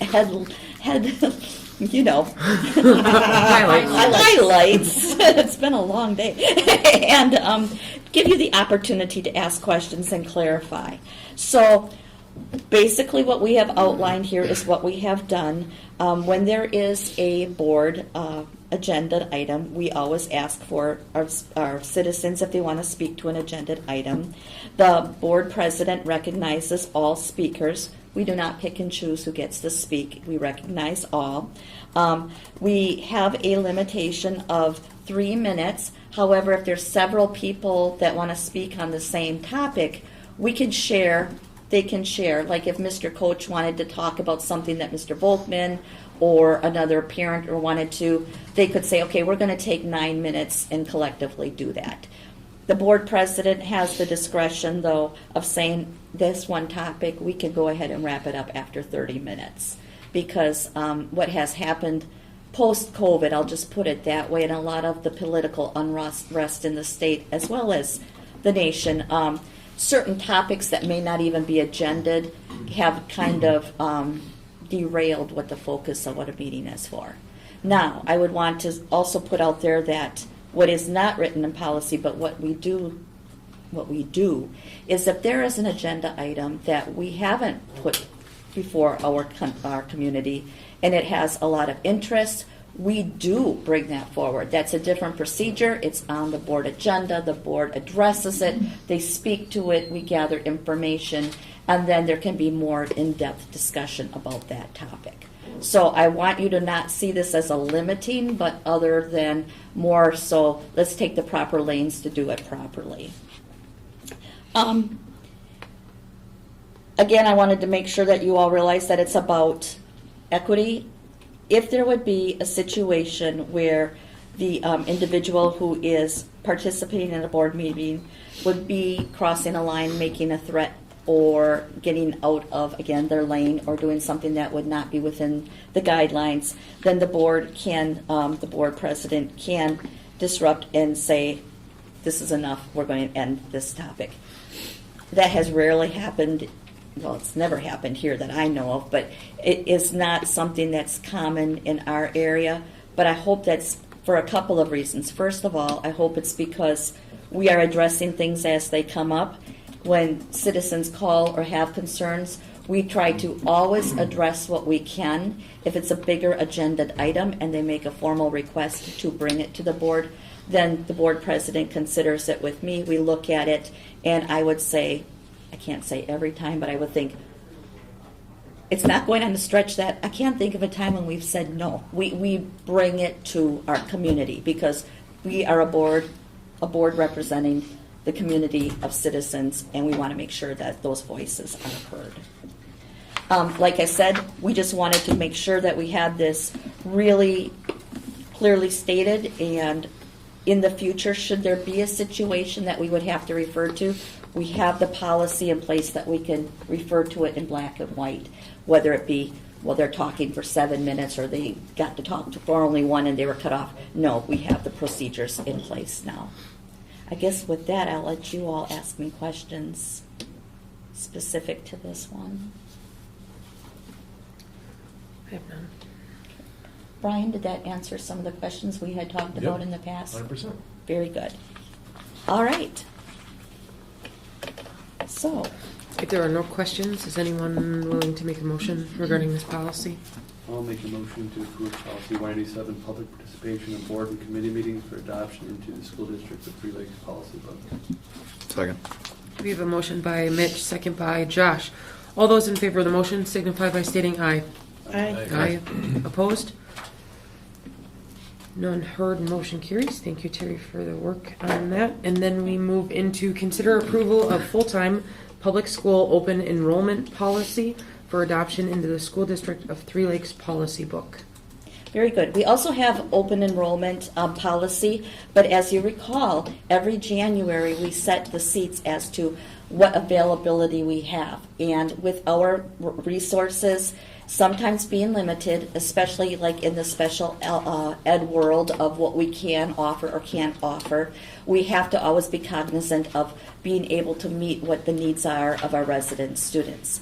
You know, we are a very welcoming district, and we want to have as many students come to us open enrolled as possible, but we also have to have the personnel and the funding within our budgeted plan to meet those needs. Sometimes we get surprises with people who move in, and they might move into district with a lot of unexpected needs as far as financial implications, but that is just part of what we do as public education. So we always want to keep that in mind as well. Just to outline for you, this is basically a 7-page policy, which sounds more impressive than it really is, but it goes into some of the what-if situations. In our district, we do establish what is considered open seats by space availability, by the classroom student needs, by the disability needs, and by our personnel that we staff, because as you may recall, 85% or more of our budgeted costs are tied to our professional staff and providing those resources for students. That is common statewide, but it is on a smaller budget. It is a big consideration. We also don't want there to be a false perception that we're establishing waiting lists and you're going to get called that now you can come. Some districts do have established waiting lists, which is more so in a bigger district where there are a lot more students. Our goal is always, if we can honor a request, we're going to honor that request. If there would be several in the future, like say, that want to come in and there would be a limited amount of seats, that's where we go into the next part of this policy. It would be, well, what would we do? A random selection process is used. And this, again, is determined by state law. There's a couple of different ways that you can do it, but we would never want it to be under the impression that we're picking and choosing, because to us, all students are welcome and we want them to be in our district if we can meet those needs. We do have, though, what's called preferential access, and I'd like to explain that a little bit more. So let's say we have an open enrolled student who is currently with us, and they may be special needs, or they may have a sibling and they're already attending in a different school district, but they would like to petition to come to open enrollment to our school district. Say it's at a class level that we have real big numbers and we don't have a lot of flexibility. That student would be given preferential consideration because a family member is already coming here and we're working with the needs of that student. So that is the one, I would say, like the caveat exception. This is by state law. It's not that we're making this up, but it would be that, okay, if you have 40 random students and we have already members of that family attending, and sometimes it's not one, it's like this year we had a family which had, I think, 3 or 4 kids come in, if I'm not mistaken. You want to make sure the family can stay together if they want to stay together. So that would be a determining factor. Questions on that, because it has never come up for us, but it is one that, as I share with you, public education is now a world of consumers who are shopping. That would be a consideration that I think families would make. And again, when Three Lakes agrees to a student coming in, it's not for just the year. We're making a commitment that we expect their education to be with us long term. Questions to this point on the policy? Okay. Another point that I'd like to point out to you, just because it is relevant, is we do have restrictions on accepting students who have been expelled from other districts. Again, this falls within state statute, but districts have the ability to, and a little discretion as to how strict or how lenient they are with this. We do find ourselves sometimes being approached by families where their students have been expelled for various reasons, and they're looking for a fresh start or a different placement. We do have this policy in place and have for some time, but we do stick with, if there has been an expulsion by that student from a different district within the past 2 years, or if that expulsion would come to be after they were accepted as a regular ed student, we would not accept them. We hold our own students to a very high accountability factor.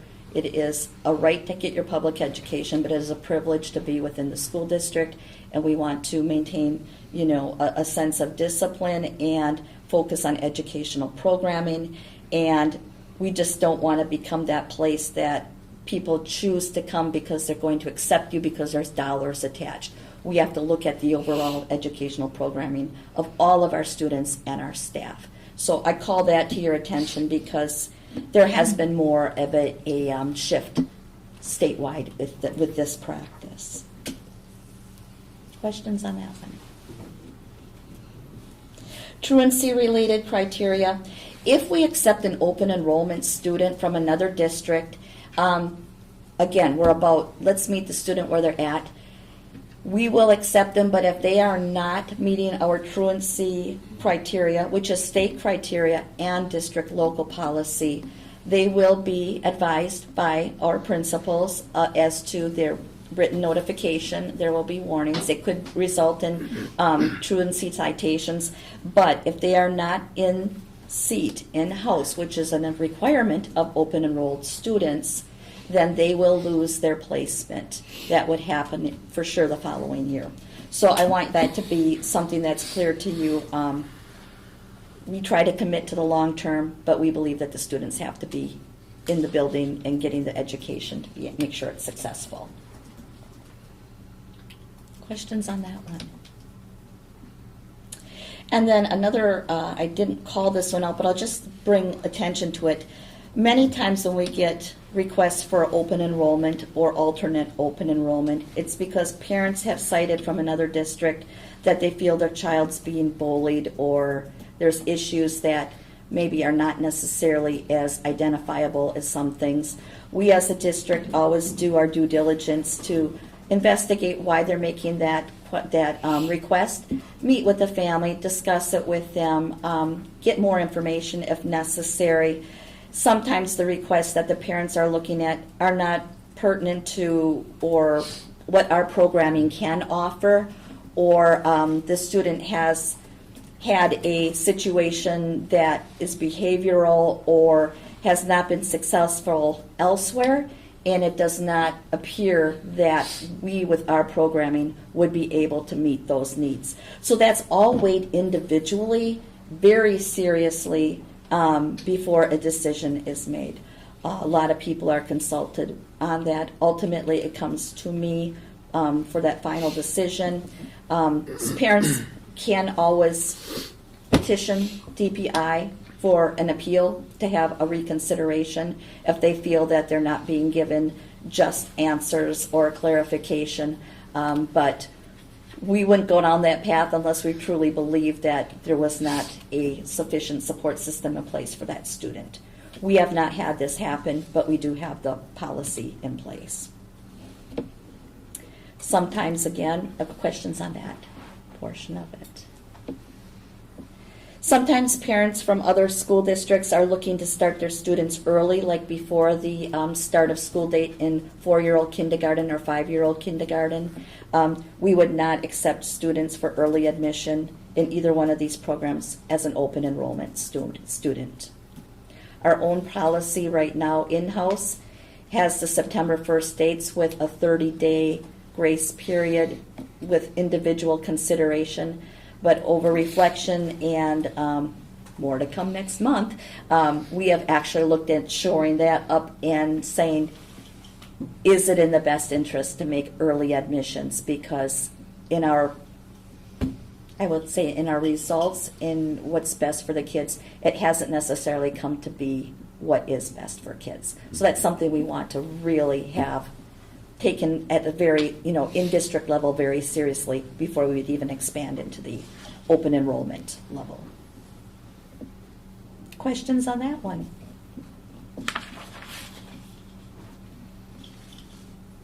And of course, students families within district can petition to open enroll out. I have not, in my time here, denied somebody from open enrolling out. I do like to know why. I've had conversations with what is the reason. Usually it's not anything that it sounds like it'd be a very dramatic reason, and it's not. It's usually because of being closer to employment in another district, child care needs, family has a history of attending one of our neighborhood districts. That a lot of the time is the case. It's not very often that it's because of dissatisfaction within the district with programming. There are some of those times, and parents have the right. They're taking care of their children, their best interest as they see it. So I try to honor what they want to see done, but I always want to have that conversation and keep communication and lines open between the district and their family. And that wraps up where our former policy had been kind of smattered within different areas of our policy book, depending what we were talking about. This is more one comprehensive place to go to on open enrollment. Are there questions on this policy?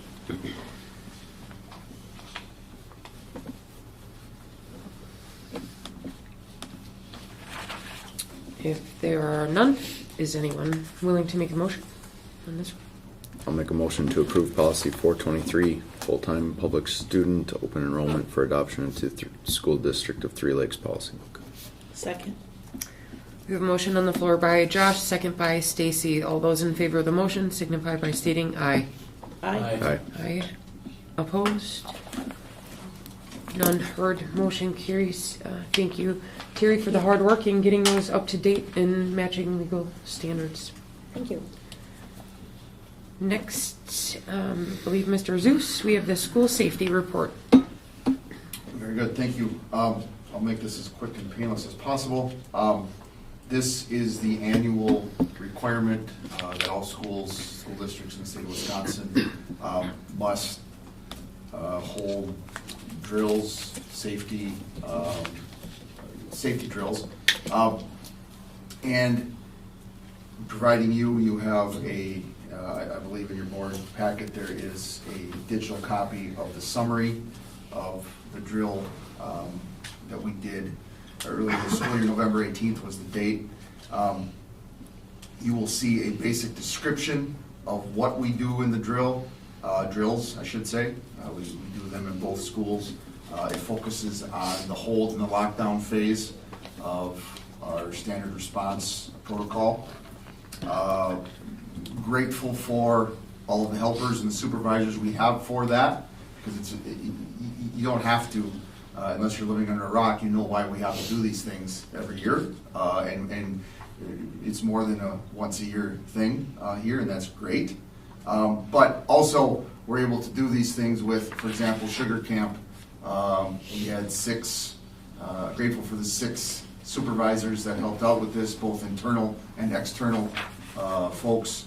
Were able to do both drills inside of 6 minutes in a place inside the Sugar Camp. Three Lakes building, it took us 19 minutes for both drills. So in some places when you do these, it's a half of a school day shot in terms of academics. We're able to balance it and get it done fairly quickly. Overall, both drills in both buildings were good, maybe even great. We have compiled all the notes from all the drill supervisors. Oneida County was represented, Three Lakes Police, and of course internal staff as well. I won't go into specifics, nor should we in public format, as far as what some of the specific suggestions were and are from the drill supervisors, but please be assured that every one of the suggestions are being followed up on, both from a staff and student standpoint, how we can do better in the future. I also want to take this opportunity to publicly thank Alicia, who came in again this year. Doesn't show in this, but she did some preschool year in-service sessions for our entire staff on building safety protocols. Kim Maney and Rich Martin, especially Kim Maney, has already been doing some training out of the building to help lead the charge in terms of safety updates with some big items on the agenda, like constant updating of our safety handbooks and protocols. And yes, this drill has to do with like active intruder stuff, but when we talk about the handbook, it's fire, it's gas leaks, it's the whole enchilada of potential problems that could cause safety concerns for our staff and students. Anyway, Kim Maney and Rich Martin both have stepped forward to be kind of leaders in the building, and we're building a little emergency response team for us internally. Obviously, we have external help always, and we're very blessed with that here. But want to thank, and Terry is from a district level supporting that training and allowing for our internal staff to go and because there's a lot to know and a lot to when you get to the specific nature of schools and places like us in terms of keeping everybody safe. So also ongoing, very promising or maybe a reassuring as we do our Nexus upgrades with the referendum.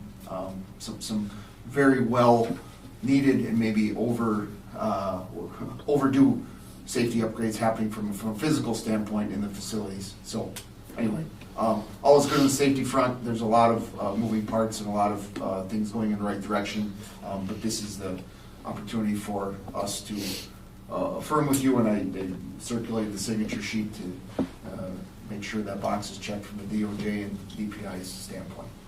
So, do you have questions about the specific or the summary of the November drills? At the high school, and it's different, of course, at every level, but at the high school, we are now implementing we're urging teachers to, after every monthly fire drill, when kids come back into the building, to touch base with that group of kids as to what active intruder protocol looks like in their classroom. It's different in the shop than it is in the FIAD, than it is in the classroom.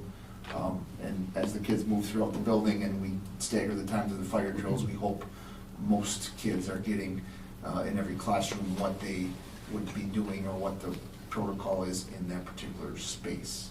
That's a new change this year to this safety protocol that I think is beneficial, because it happens every month. It's not just a one-time deal.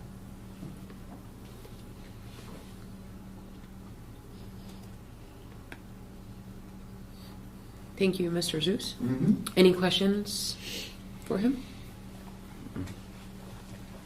Okay. Next, we move to fall sports report. Get pumped up. I'm awake. Fall sports summary. Here goes. First one. I'm gonna break the leg here.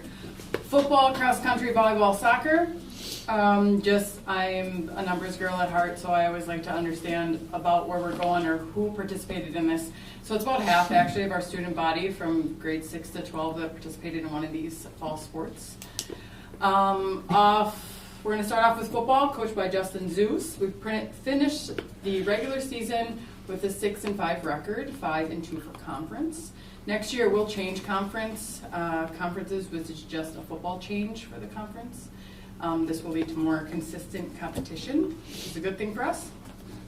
Overall, it was challenging season with 4 games that were against us, some of the biggest in the state or top 10 ranked in the state teams.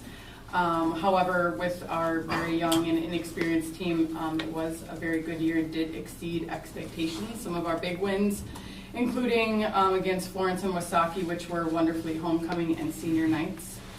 Last season, we lost both those schools, and the season results presented the combination of 128-point swing from last year. So it's a huge difference year over year. Team qualified for WIA playoffs for the 5th time in 10 years.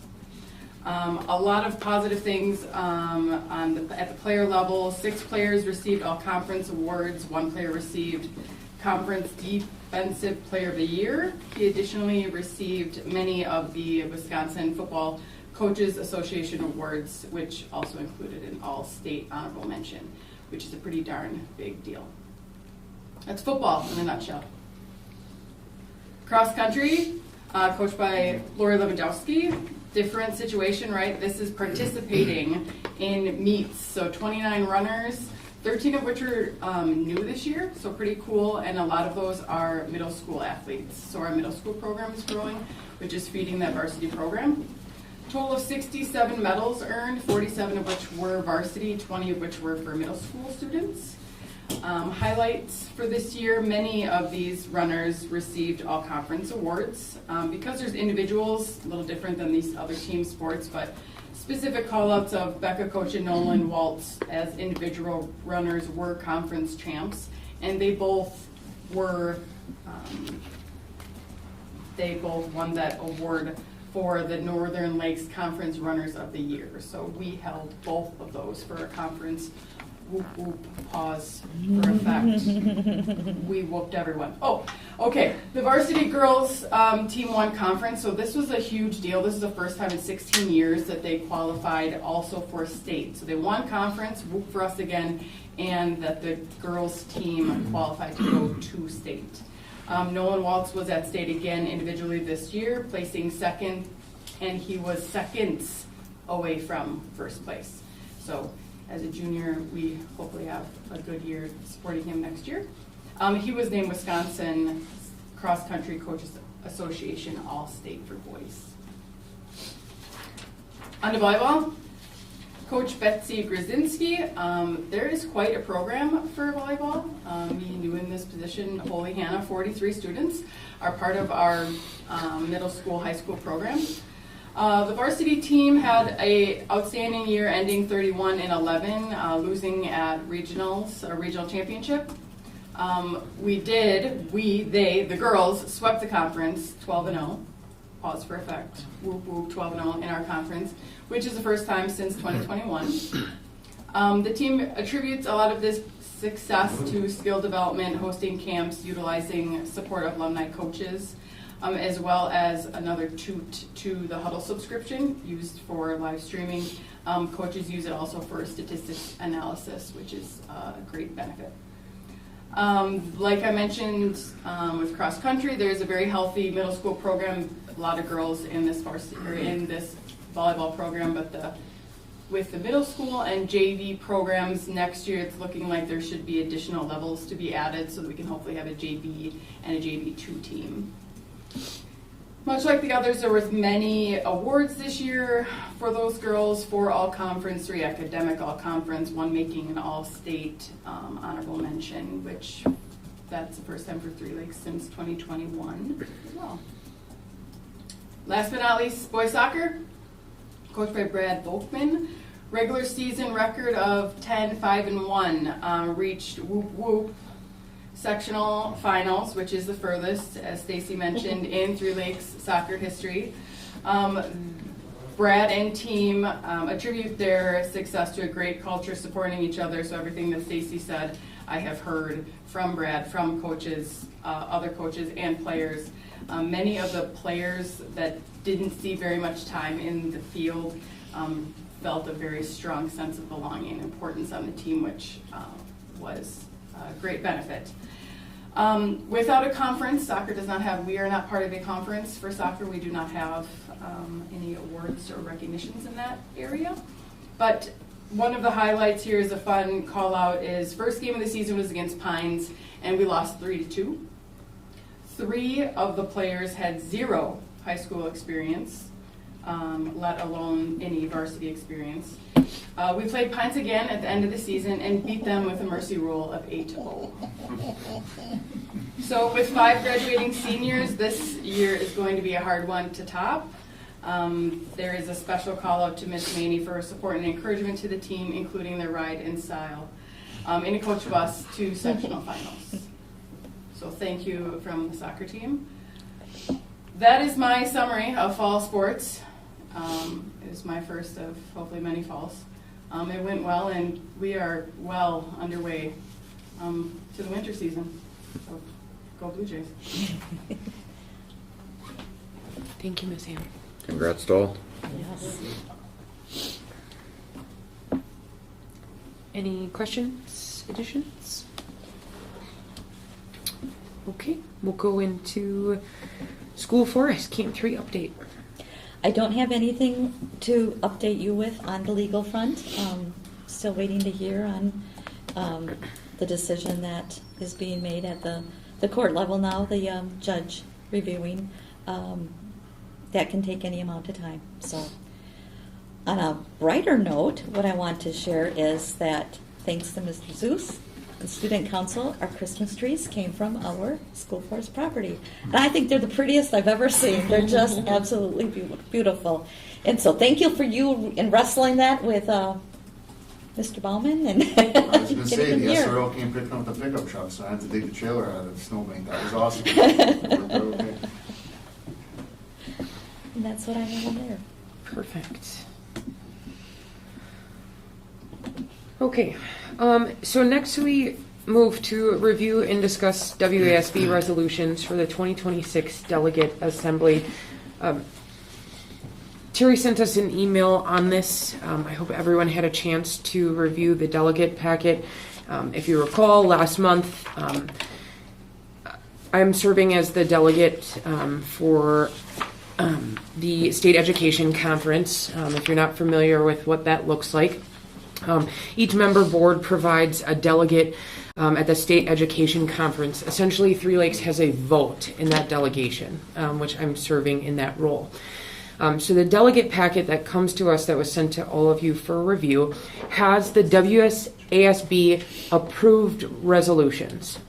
So at the beginning of the packet, it has the resolutions that have been pushed forward by the WASB board, and it also includes those that were not pushed forward by the board. So unless someone is opposed to it or would like me to go into further detail, my intent was to review each of the resolutions. If you have any questions, concerns, considerations, or a motion about the vote on each one of those resolutions, you can provide it here. Outside of here, if you have some connection to one of these resolutions outside of the board meeting, you are also more than welcome to get in touch with me and have that conversation leading up to the state education conference. Is anyone opposed to this process and would like me to review the 37-page document verbatim? Okay. You didn't let anybody think about it. Oh, sorry. I'm good. Okay. Perfect, just in case. So the first is opposing the removal of caps. And Caleb, are you sticking around through this? Because I have a question on that you may be able to answer for decoupling. Okay. First is opposing the removal of caps from Wisconsin Parental Choice Program. So the resolution that has been pushed forward by the WASB is the WASB supports maintaining an enrollment cap of 10% and an income cap of 220% of the federal poverty level on participation in the Wisconsin Parental Choice Program.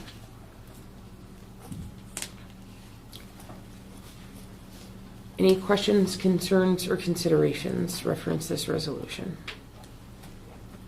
I was just curious on Terry's thought on that. I mean, does that all seem to fit?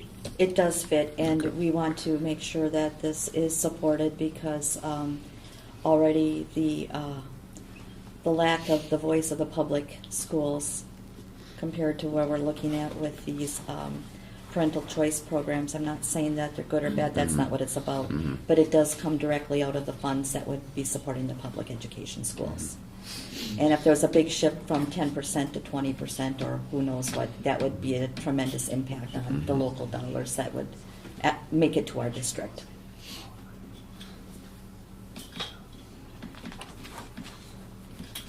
Any further feedback on that resolution? Number 2 is revisions to the school district and school report card process. Obviously, that's something that comes up in the delegation every year. The resolution moved forward is to create. The WASB calls on the state superintendent of public instruction and legislature to collaborate and amend the school district and school report card process and relevant state statutes to reflect the following considerations. Student achievement and growth should be valued equally. Eliminate the practice of weighing student proficiency based on free and reduced lunch population sizes. Take into account schools with a high degree of advanced placement, international baccalaureate, dual credit, career and technical education, and extracurricular offerings. Include fiscal efficiency in report card scoring. And finally, any changes to the report card scoring and or relevant statutes should be considered with input from school leaders from all CSAs in the state.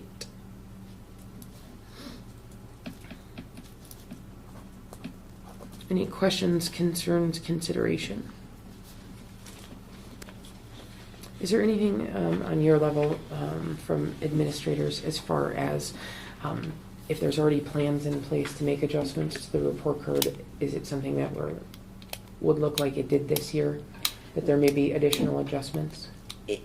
Our results, or the way we're figured at Three Lakes, is so close to what this proposal would be. You would not see a reflection of any significance. What it would definitely impact is schools that have, like I pointed out, the one school that only a very small portion, 5% or so, is based on achievement, and the rest of it is based on growth, but it's also because that economically disadvantaged factor does come in. There can be a case made for all sides around, but I think that this goes back also to, we want to stick true to some of the data, and achievement is achievement, growth is growth. Let's not let other factors that aren't necessarily controllable by a district influence the report cards. Is there something they could suggest? Because I'm sure they're going to get fight back on that. Is there something they could suggest as, alternative results in a separate test and a separate report that could be suggested? I don't know the answer Yeah, to that I mean, one. it just a Yeah. thought. And I guess more, There's gonna Alicia, be that's very more strong- for you, I guess, to if somebody needs to. Similar to like you're talking about the chronic absenteeism Right. and truancy. Right. Yes. I mean, those, like you say, those shouldn't necessarily affect. They shouldn't affect the results of the achievement. Right. They shouldn't affect the results of growth. While they might be pertinent data, shouldn't affect those.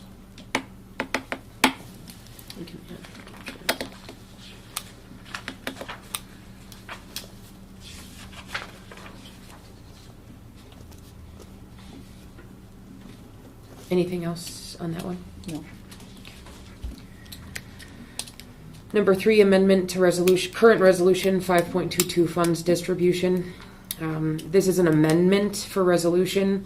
The WASB recommends that the state education agency be assigned the jurisdiction to supervise the distribution of all funds intended for educational programs serving youths of elementary and high school age in any school system receiving public funds in Wisconsin. Additionally, WASB supports state educational agency supervision and distribution of all federal education funds if federal funding from the U.S. Department of Education is changed to be federal block grants or other funding sent directly to states from federal agencies.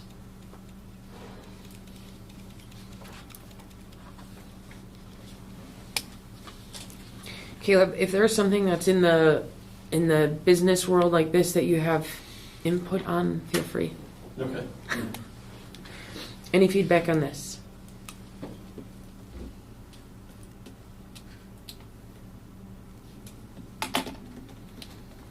Next, number 4, amendment to resolution 1.26, authority to schedule referenda. This is an amendment. The WASB opposes limits on scheduling referenda.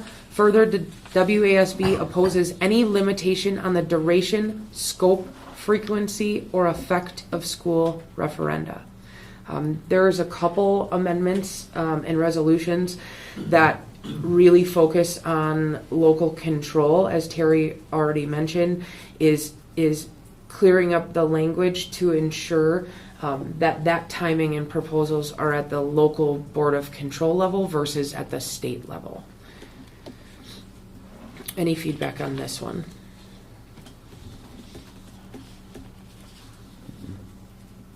Okay. 5, substance abuse disorder and treatment. This is to create a resolution. The WASB supports legislation to establish a categorical aid to fund and support school-based substance use disorder prevention and treatment-related services. This aid should be comprehensive in order to fully fund necessary resources and staffing that districts may need. Special provision should be included for small schools to address issues with economies of scale.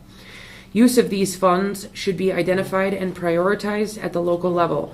Such uses may include, but are not limited to, contracting with service providers, employment of specialists or other professionals, training for staff, and any other additional resources as needed. Any feedback on this? This one actually does take into account the small and the rural schools, which is beneficial, and it still doesn't address the problem of there not being enough professionals to actually fill these places. But when I read into it a little deeper and checked out the funding, it could potentially be allowing some of the money to be used for what our already contracted people or staff people are doing, which frees up from our general fund, putting more dollars in the programming for kids. So I see this one as a benefit.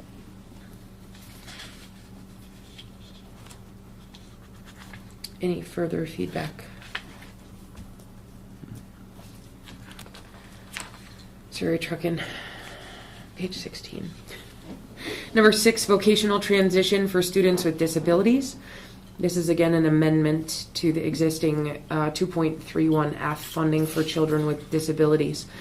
The WASB supports the use of federal, state, and local resources in a collaborative manner with the Department of Vocational Rehabilitation to support transition programs for students with disabilities to achieve better employment and post-secondary opportunities for these students.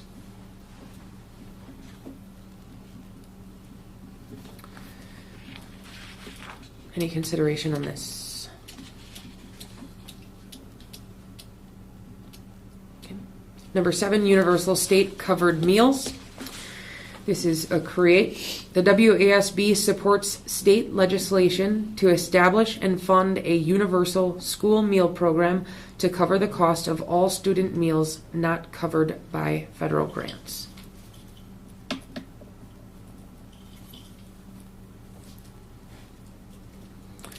I guess my concerns on this is just making sure that if this is something that they do push, that it doesn't pull from current funding. I mean, it needs to be something in addition. This is actually better language than we've seen in the past because it says that you can continue with the federal program, which is what our cost concerns have always been, and that which is not federally covered would then be the funds that would be looked at for making that coverage. They have good reasons, good rationale. It is a huge issue. Even within our district, you never make money on food service. We know that. That's never going to be a win just by the cost of the food, having people to prepare it, staff and all. I don't know how far this will get, but it looked like it had some good reasoning behind it and maybe will gain a little bit of traction where the others, the past few years, have not had enough to back that up. And they really narrowed the language. They did. It holds the potential to pass, but yes. My other thought too is, will some schools try and go too exorbitant maybe on their food service if there is funding? Is there talk that there would be a cap, or is everybody going to be kind of standardized a bit? I don't think so because I can't see that it's going to be a profit type of situation. Most of the schools, the majority of the schools, even around us, have gone to funding locally if they don't have full coverage because it's that important. But like I said, that is a big cost item, Any further feedback? We'll move to number 8, Public Education Endowment Fund. This is a create. The WASB supports legislation that creates a public education endowment fund to be invested on behalf of Wisconsinites to fully and equitably fund public education across the state.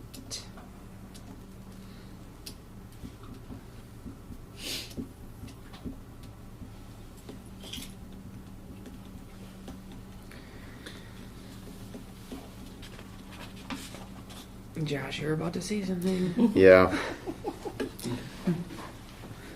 Equitably, the word equitably scares me. Yeah.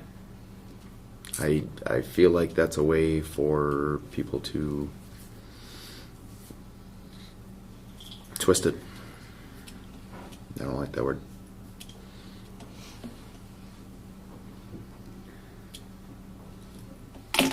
Because I think they think it's equitable now, and we get host. Our taxpayers get host. Yeah. Any other feedback on this? I think the discussion is going to be very interesting surrounding it. I don't have a feel for where the state as a whole is going to kind of land on this. It might be one of those very polarizing topics. I would be surprised if this isn't one that doesn't have some deep thought and maybe is tabled. Doesn't go very far until there's more information.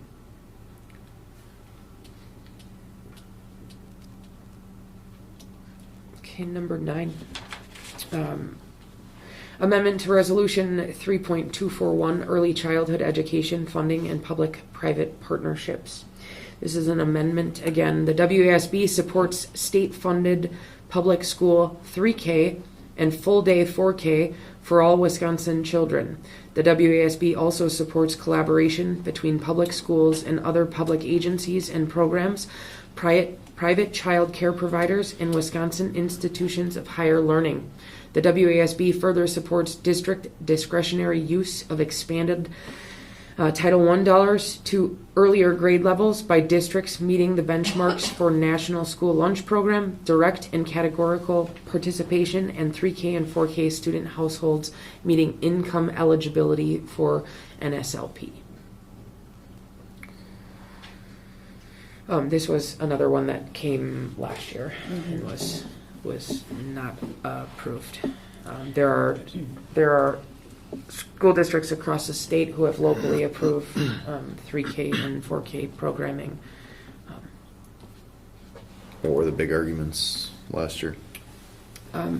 Really, it was funding in need. I think the main focus was on the purpose of 3K and 4K education would be taking disadvantaged children out of concerning homes and putting them into school to provide a safe, environment. I think that's the biggest emotional argument. Yeah, that's probably the emotional. I think the language is a little bit more clarified. Again, you've got to think about the funds are going to come from somewhere. And where 3K and 4K programs, there's accountability. We don't have a 3K, we have early childhood, which is specific special ed needs. But we have accountability, even for our 4K students. Some of the community programs, they do not have certified teachers. They do not have an accountability that we would have. So if you're working within a partnership, like if we were going to this kind of provider, we're bringing a certified teacher, and those funds would be then shared in the community. What has happened is that there was a real strong push, and they even mentioned the Get Kids Ready initiative here, where daycares were tapping into this money, but they didn't have the same accountability that the public schools did. And that is where a big pushback has come, and rightly so, because the money's coming from somewhere. And it's not like it's a new pot of money. It's coming from already existing funds. So the language is better. I think that it's also going to see a lot of pushback. For us, it's not as real of an issue as it is in other areas. We don't have a lot of outside child care to offer that would be drawing from these resources. Anything that mentions a voucher program makes me extremely nervous. And I it should. don't think we should be on that. I think that we're one big private school away from really ripping our funding away from us. So. Yep. Yes. Which goes right into the next resolution. Is there anything further on that? The next one, so 10. This is really interesting. 10 and 11, again, the first is support and the second is in opposition. I will read them. Number 10, supporting decoupling of public and private school funding. To create, the WASB supports legislation separating funding for parental choice in independent charter schools from the public school equalization aid formula, and instead supports the state taking full responsibility to fund payments to these schools.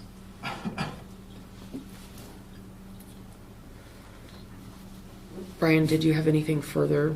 You just mentioned. I don't know that this is going to get the support that it's needed. I think it's a step in the right direction, but I don't know that this bill is is going to get passed. Caleb, anything from the business manager end? I would prefer to see it because it's obviously not money. I mean, we're sending money out of this district for private schools, $20,000 this year for a couple students. We don't know where or who. We don't know where or who, but I can only imagine, especially if that cap gets removed, that it's going to be even more of a issue for us. We're kind of a little bit shielded where we are geographically, but that doesn't need to stay how it is. So yeah, I would. Didn't I see like the Antigo School District is like it's an absurd amount of voucher program that they're sending? Yeah, with where they're at, yeah. I mean, all it takes is one school to move into the area. So number 11 is the opposition. So opposing decoupling of public and private school funding. This is to create, the WASB opposes legislation separating funding for parental choice and independent charter schools from the public school equalization aid formula, and instead supports all publicly funded schools being funded by a combination of state and local tax dollars.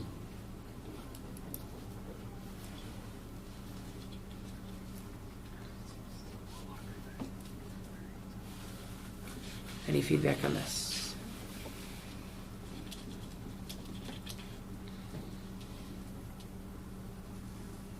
Other than being in disagreement with them.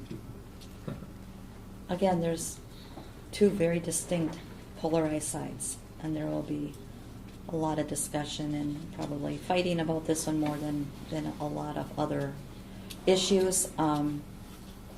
We're in new territory the last few years where public education, even though it looks like, and they are receiving more money, but that doesn't mean the districts have increased their programming or have increased services, and it's being drawn from. And again, as we witness and experience here, who is paying for it? Our local property tax holders. And we do not have say to the degree that you would think we do. We can have our operational referendums, we can have our capital referendums, which we bring to our citizens to vote on to approve or not approve.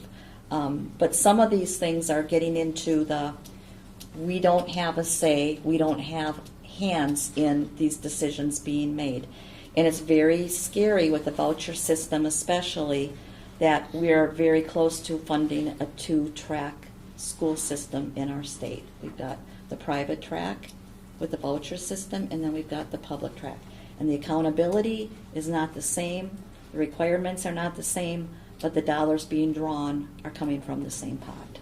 I probably put that way too simplistically, but that weighs heavily on my mind, especially when they keep referring to, well, it goes to the tax base. Yeah, it does, and that's a hard one to swallow. But then we're told you're getting general aid. I remind you, Three Lakes general aid this year from the state of Wisconsin, $5,035. That's the aid we get from the state. That is why we rely on local referendum to operate a school district. And our neighbors to the north and south of us, you can't say there's a rhyme or reason. I think Northland Pines gets right around 15,000. Rhinelanders around 600,000. I think it was even higher last year. And same kids, same community, same, you would think, basic value, very much what I would call inequitable funding that we are facing. So that's my soapbox on that one. Yeah, the same standards is the big part of this that needs to be, I mean, looked at. They can't be allowed to have different standards than public schools. If you're going to be pulling the same money, you should be under the same standards. It became very heavy in the world of administration and schools this year too, because the voucher schools, when their money is requested, and I'm not going to say this exactly correctly, so I would ask you to look it up, they're receiving 90% of requested funds. Now, even with districts looking at the hope we were going to be getting the 42% reimbursement for special ed. The push was for 60%. With the general budget as it's coming in, we're now looking at about 35%. For a district our size, that's a loss of $60,000. As I spoke with our legislators last week, I pointed out that is a full FTE, that is a full teacher with benefits that we have to make the decision now. And I know Three Lakes is small in the whole scheme of things, but do you have a classroom of 30 students? Or do you replace the special ed teacher who is retiring? If you don't, their caseload goes up. So everything has an impact on the budget, whether it's special ed, general aid, any of the funds. you have to be pulling the money from one limited pot to make it spread throughout what the needs are. You know, if you look at from a business standpoint, I mean, private businesses don't get government funding. I mean, you don't. Right. They're not on the same field. If private businesses are privately funded, they have to make their own money. It should be the same way here.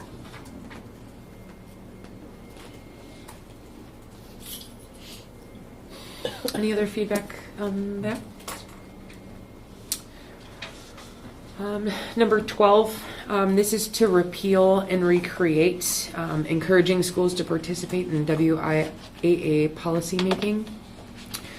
The WASB encourages its members, schools, to participate and engage in the WIAA policy process when necessary and appropriate.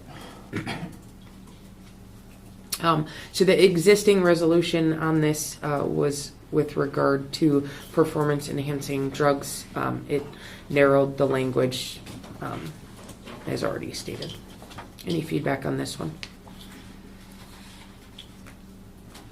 What they're, I don't know, what they're trying to recreate is not at all saying what they're trying to replace. I mean, they're just saying be involved, but where there's actually some limitations and some specific language before. I get the rationale and them wanting to not tell WIA what to do, but I mean, we're talking about unsafe training and drugs. I mean, there's enough injuries and questionable stuff happening around sports. We don't need to be letting that stuff leak through. I mean, because with pulling that language out, that's essentially what you're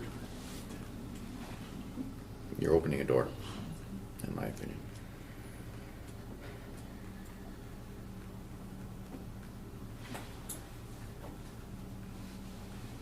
Any other feedback on this one?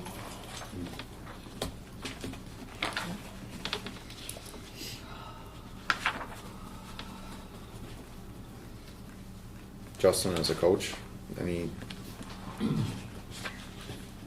thoughts? From a principal hat, we get several survey. Recent years, you get a lot of, they ask for input a lot, right? And I don't know the specific language, what it shows there, but I imagine that they're seeing a ton of schools that don't raise a voice in those input, because we always get, hey, if you haven't filled out the survey, reminder, you know what I mean? So I'm guessing that there is a problem that people aren't, or schools aren't piling into the processes when they have them for real changes. And I'm not familiar with what's going on with performance enhancing.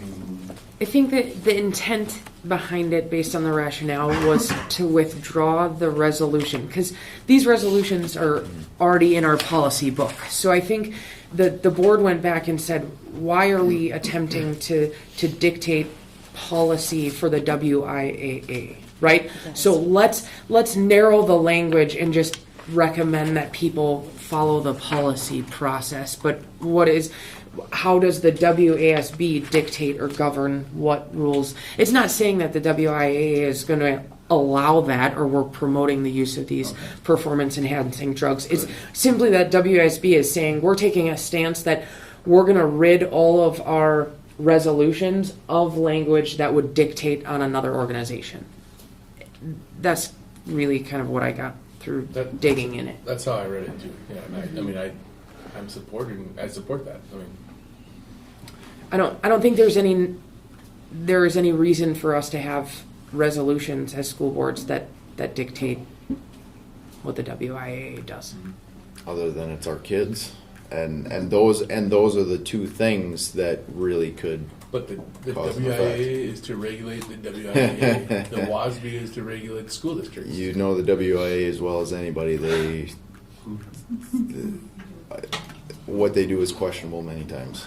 But we also have a system in place here in local control that protects our children from those type of things. So. Well, it would impose a little bit more regulation on on our policy book and our staff to enforce some of that stuff if that's the case.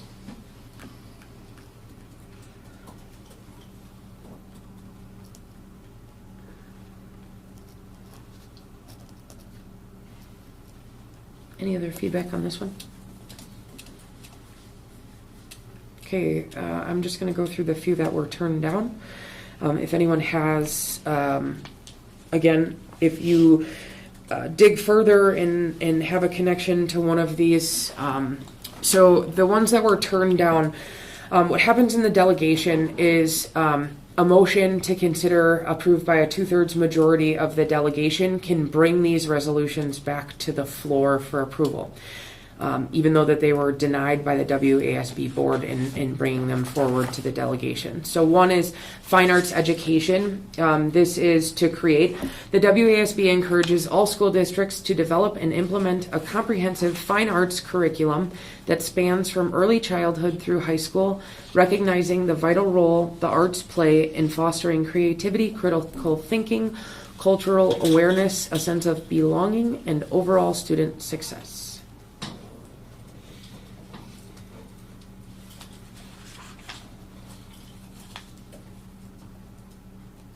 No feedback. I'll move to number 2, which is supports beyond punitive student discipline. This is to create. The WASB supports moving beyond exclusionary and punitive discipline practices, such as suspensions and expulsions, by investing in proactive preventive measures.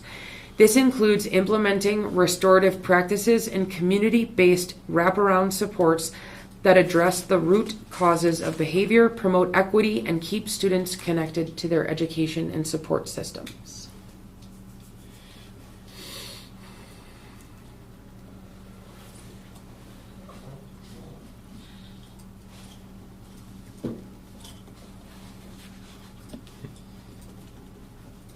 Any feedback on that one? I think this is close to an unfounded mandate, so I appreciate that it's not going forward. And it does take away the priority of local control, which is, it could be best practice. It's probably what many school districts are doing already, but it doesn't need to be at Similar this to level. number 1. Exactly. Yes. 3 is fairly similar. This one is diversity, equity, inclusion, access. I'm not going to read this entire resolution, but this is the Wauwatosa School District recognizes that ensuring diversity, equity, inclusion, and access is both a moral obligation and the defining civil rights challenge of the 21st century. As an educational institution entrusted with shaping the lives of young people, the district affirms that it has a responsibility not only to teach, but also to act in dismantling inequities and advancing justice for all students, families, and staff.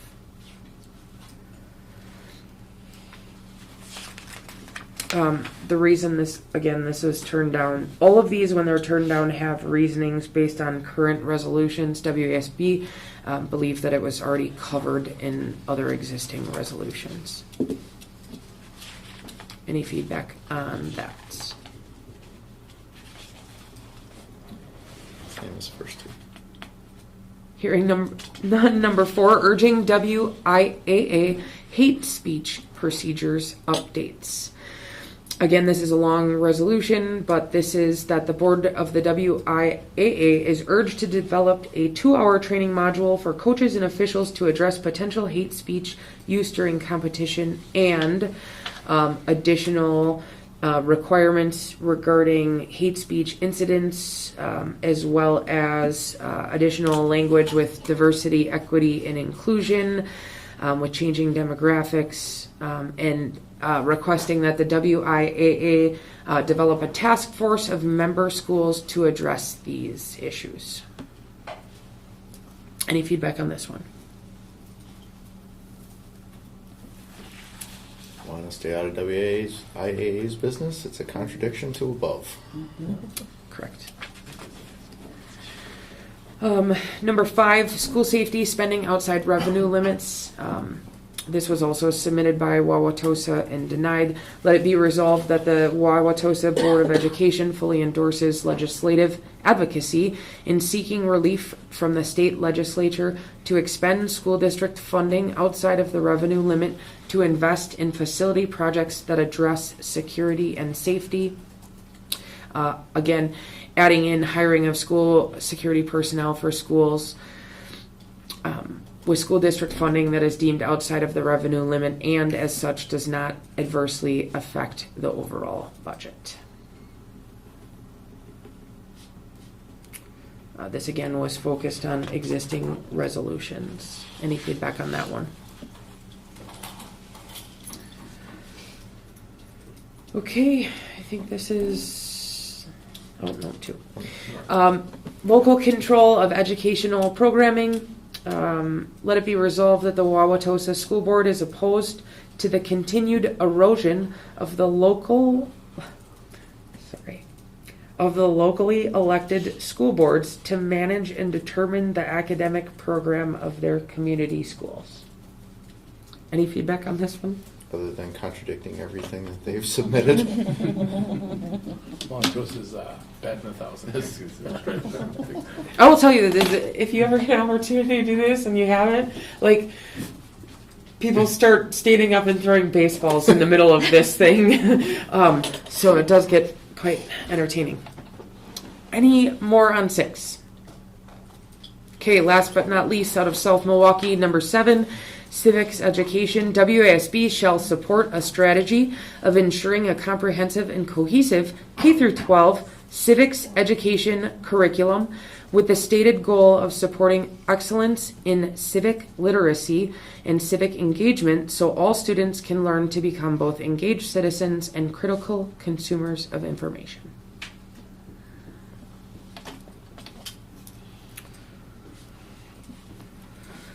Any feedback on this or any feedback overall? I mean, I can, just based on the feedback and comments, right, a major focus of ours has been in maintaining local control. Not, right, like equity as far as us getting additional state aid. So anything that would take away from that by voucher programming or other issues with decoupling. Is there any other general comments, concerns, or feedback regarding the resolutions from the board or administration?